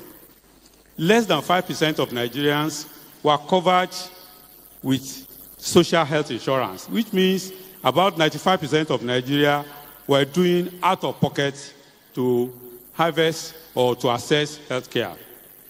There was poor enabling environment for local production. The basic health care provision fund that was supposed to drive primary health care, only 21% of the primary health care centers in Nigeria were ready at that level. And of course, we were also faced with the challenge of migration, popularly called JAPA. So, we decided to confront these issues. And I can tell you, if you look at some of the data that are now coming out, in terms of infant mortality, you can see us to have improved remarkably in 2024 survey that was done. In terms of under 5 mortality, we have also improved remarkably in terms of the survey that have been done. Of course, in 30 months of President Bola Ahmed Tinubu, a lot has been done. And I'm afraid I may not be able to say everything, but I'll just highlight the very critical ones. The first thing is to develop a blueprint that can guide our journey and our movement towards the destination that Mr. President wants to take the healthcare sector in Nigeria.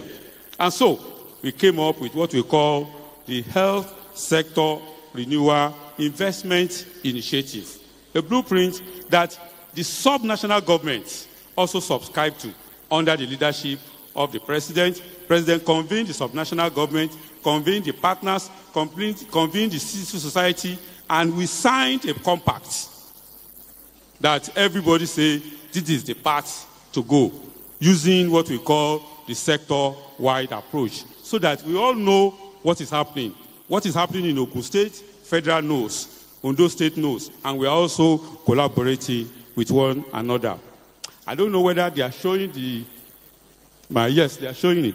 There's a particular graph under slide 4 that I would like to point our attention to, which is what has happened to allocation to the health sector in the last 2 years. Allocation to the health sector in the last 2 years has more than grown by over 100%.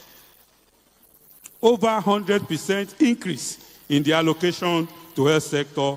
And today, after security, after infrastructure, after education, health is the biggest spender of government resources. And so, if you also look at it, you will see that over the last 2 years, to facilitate access to health for Nigerians, we have come up with over 21 strategic policies. We have focused a lot of attention on primary healthcare revitalization. And today, over 2,000 primary healthcare centers have been upgraded to full functionality. Another 3,000 is on track. And our vision is to achieve 17,000 by 2037. I must say that 794 of those PHCs that have been upgraded are in southwest Nigeria. Approximately per quarter, 37 Nigerians now access primary health care on a quarterly basis. We have deployed over 115 billion to drive basic health care provision for Nigerians. And out of that, 15.8 billion has been deployed to primary health care centers in the southwest. All the 137 local governments in southwest Nigeria now have performance financial management officers and health fellows. And we have trained over 61,000 frontline health workers, with over 13,000 of them in southwest Nigeria. We have significantly focused a lot of attention on preventive health care, making milestone movement in improving primary prevention through the use of immunization. Nigeria, for the first time under President Bola Ahmed Tinubu, introduced human papilloma virus vaccination that protects our young girls from cervical cancer. And today, we have vaccinated over 14 million young girls against cervical cancer. And that is the largest in the whole of Africa. We have introduced malaria vaccine to prevent malaria. We have introduced, for the first time under President Bola Ahmed Tinubu, the measles rubella vaccine. And up to date, within the beginning of October, when it was introduced, and now we have vaccinated over 29 million Nigerian children against measles and rubella. A lot has been done in that respect. We are upscaling our screening services to catch preventable diseases like cancers at very early stage. We have also focused a lot of attention on maternal health care. And today, we have what we call Maternal and Neonatal Mortality Reduction Innovation Initiative, which provides, among other things, free cesarean section to Nigerians, pregnant women that cannot afford it.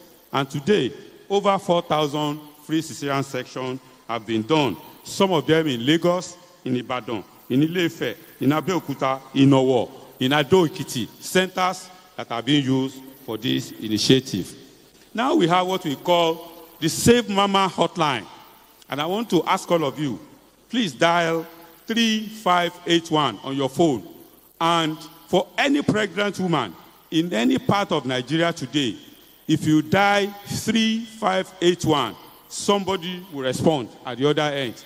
And we will provide support, especially ambulance support, to move, because one of the key elements of maternal mortality is delay from going from home to the facility. And so we have provided ambulance services and a hotline where people can access such services. So Save Mama is hot and it is working. We also realize that on an annual basis, Nigerians spend more than $1 billion United States dollars on health tourism. And President Bola Ahmed Tinubu has decided to tackle that frontally, starting with cancer care. 40% of Nigerians who go out for health care goes because of cancer care. And as a result, we have institutionalized, and now 3 cancer centers of excellence have been commissioned. Another 3 is on stream to be commissioned soon. We have upgraded the cancer center at UCH Ibadan and in Ife. We have also provided a fully equipped radiotherapy center at FMC Ebute Metta, open heart surgery center at FMC Abeokuta. To address the issue of manpower, we have created new schools of nursing and also expanded the ability of our medical schools to train medical students and new doctors. So, to further deepen our approach to cancer care, we are providing what we call Cancer Health Fund to be able to support Nigerians who cannot afford cancer care. We have produced a national policy on health workforce migration. And this is a very important document. It's a document that we're using to address the challenge of JAPA, the challenge of migration of health workers from our country to other parts of the world, ensuring that we create incentives, ensuring that even when they leave the country, we are still able to be in touch with them and still able to harvest their support and participation in the health sector in Nigeria. Under President Bola Ahmed Tinubu, in the last 30 months, we have created 13 new federal tertiary health institutions. 4 of them are in Southwest, in Ekpe, in Akure, which the governor acknowledged. We need to round up. Another one in Osun, Ikole Ekiti. And this we are doing in ensuring that Nigerians and our people have health care. In conclusion, let me say that the Renew Hope agenda is working for Nigerians. And a new Nigeria is being born, is being battered, where there is access to quality and affordable health care with financial protection. President Bola Ahmed Tinubu is competently leading this transformation with a clear vision, with courage, with patriotism, with his eyes, not just on today, but on generations of Nigerians coming behind. And I dare say, Ọmọ Yorùbá, ẹ má jẹ́ ká sùn. Àwa àgbààgbà Yorùbá, ọba Yorùbá, gbogbo akíkanjú, gbogbo gbajúmọ̀ Yorùbá, gbogbo ọ̀dọ́, gbogbo obìnrin, ẹ má jẹ́ ká sùn. Àwa ní ìmọ́lẹ̀ adúláwọ̀. Let us keep this mandate. And so, with peace and plenty, Nigeria shall succeed. Thank you and God bless. Thank you so much, sir. We quickly want to take the last speaker. I crave the indulgence of our governors to please give us just a few more minutes as we invite the special advisor to the president. Mr. Governor, sir, we'll take the national anthem now. The Ondo State anthem first, and then the national anthem. Do we have the Southwest anthem there, Mr. DJ? Yes, we'll take after this photo session. After this photo session. Please, control room, can we have the Southwest anthem? Can we have the Southwest anthem?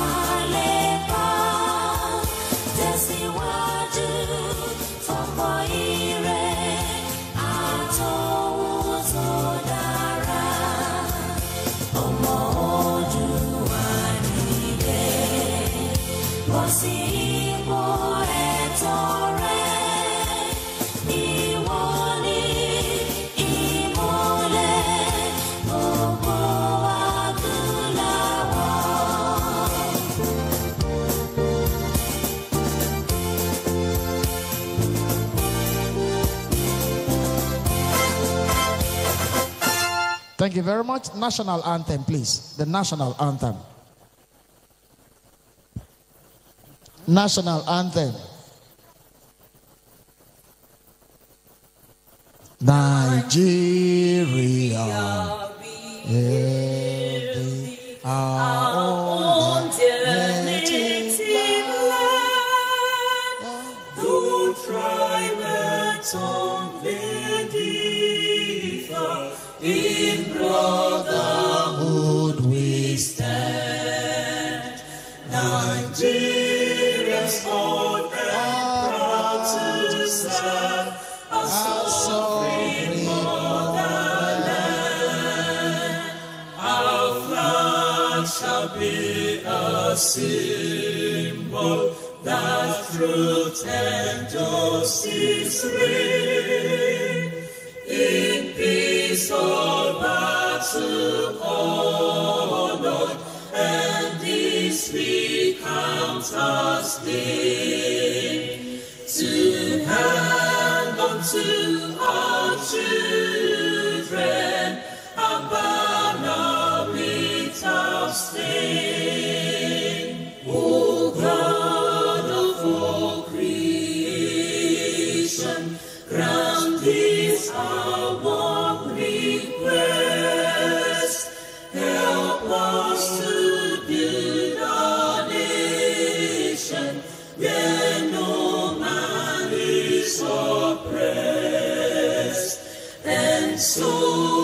with peace and plenty, Nigeria may be blessed.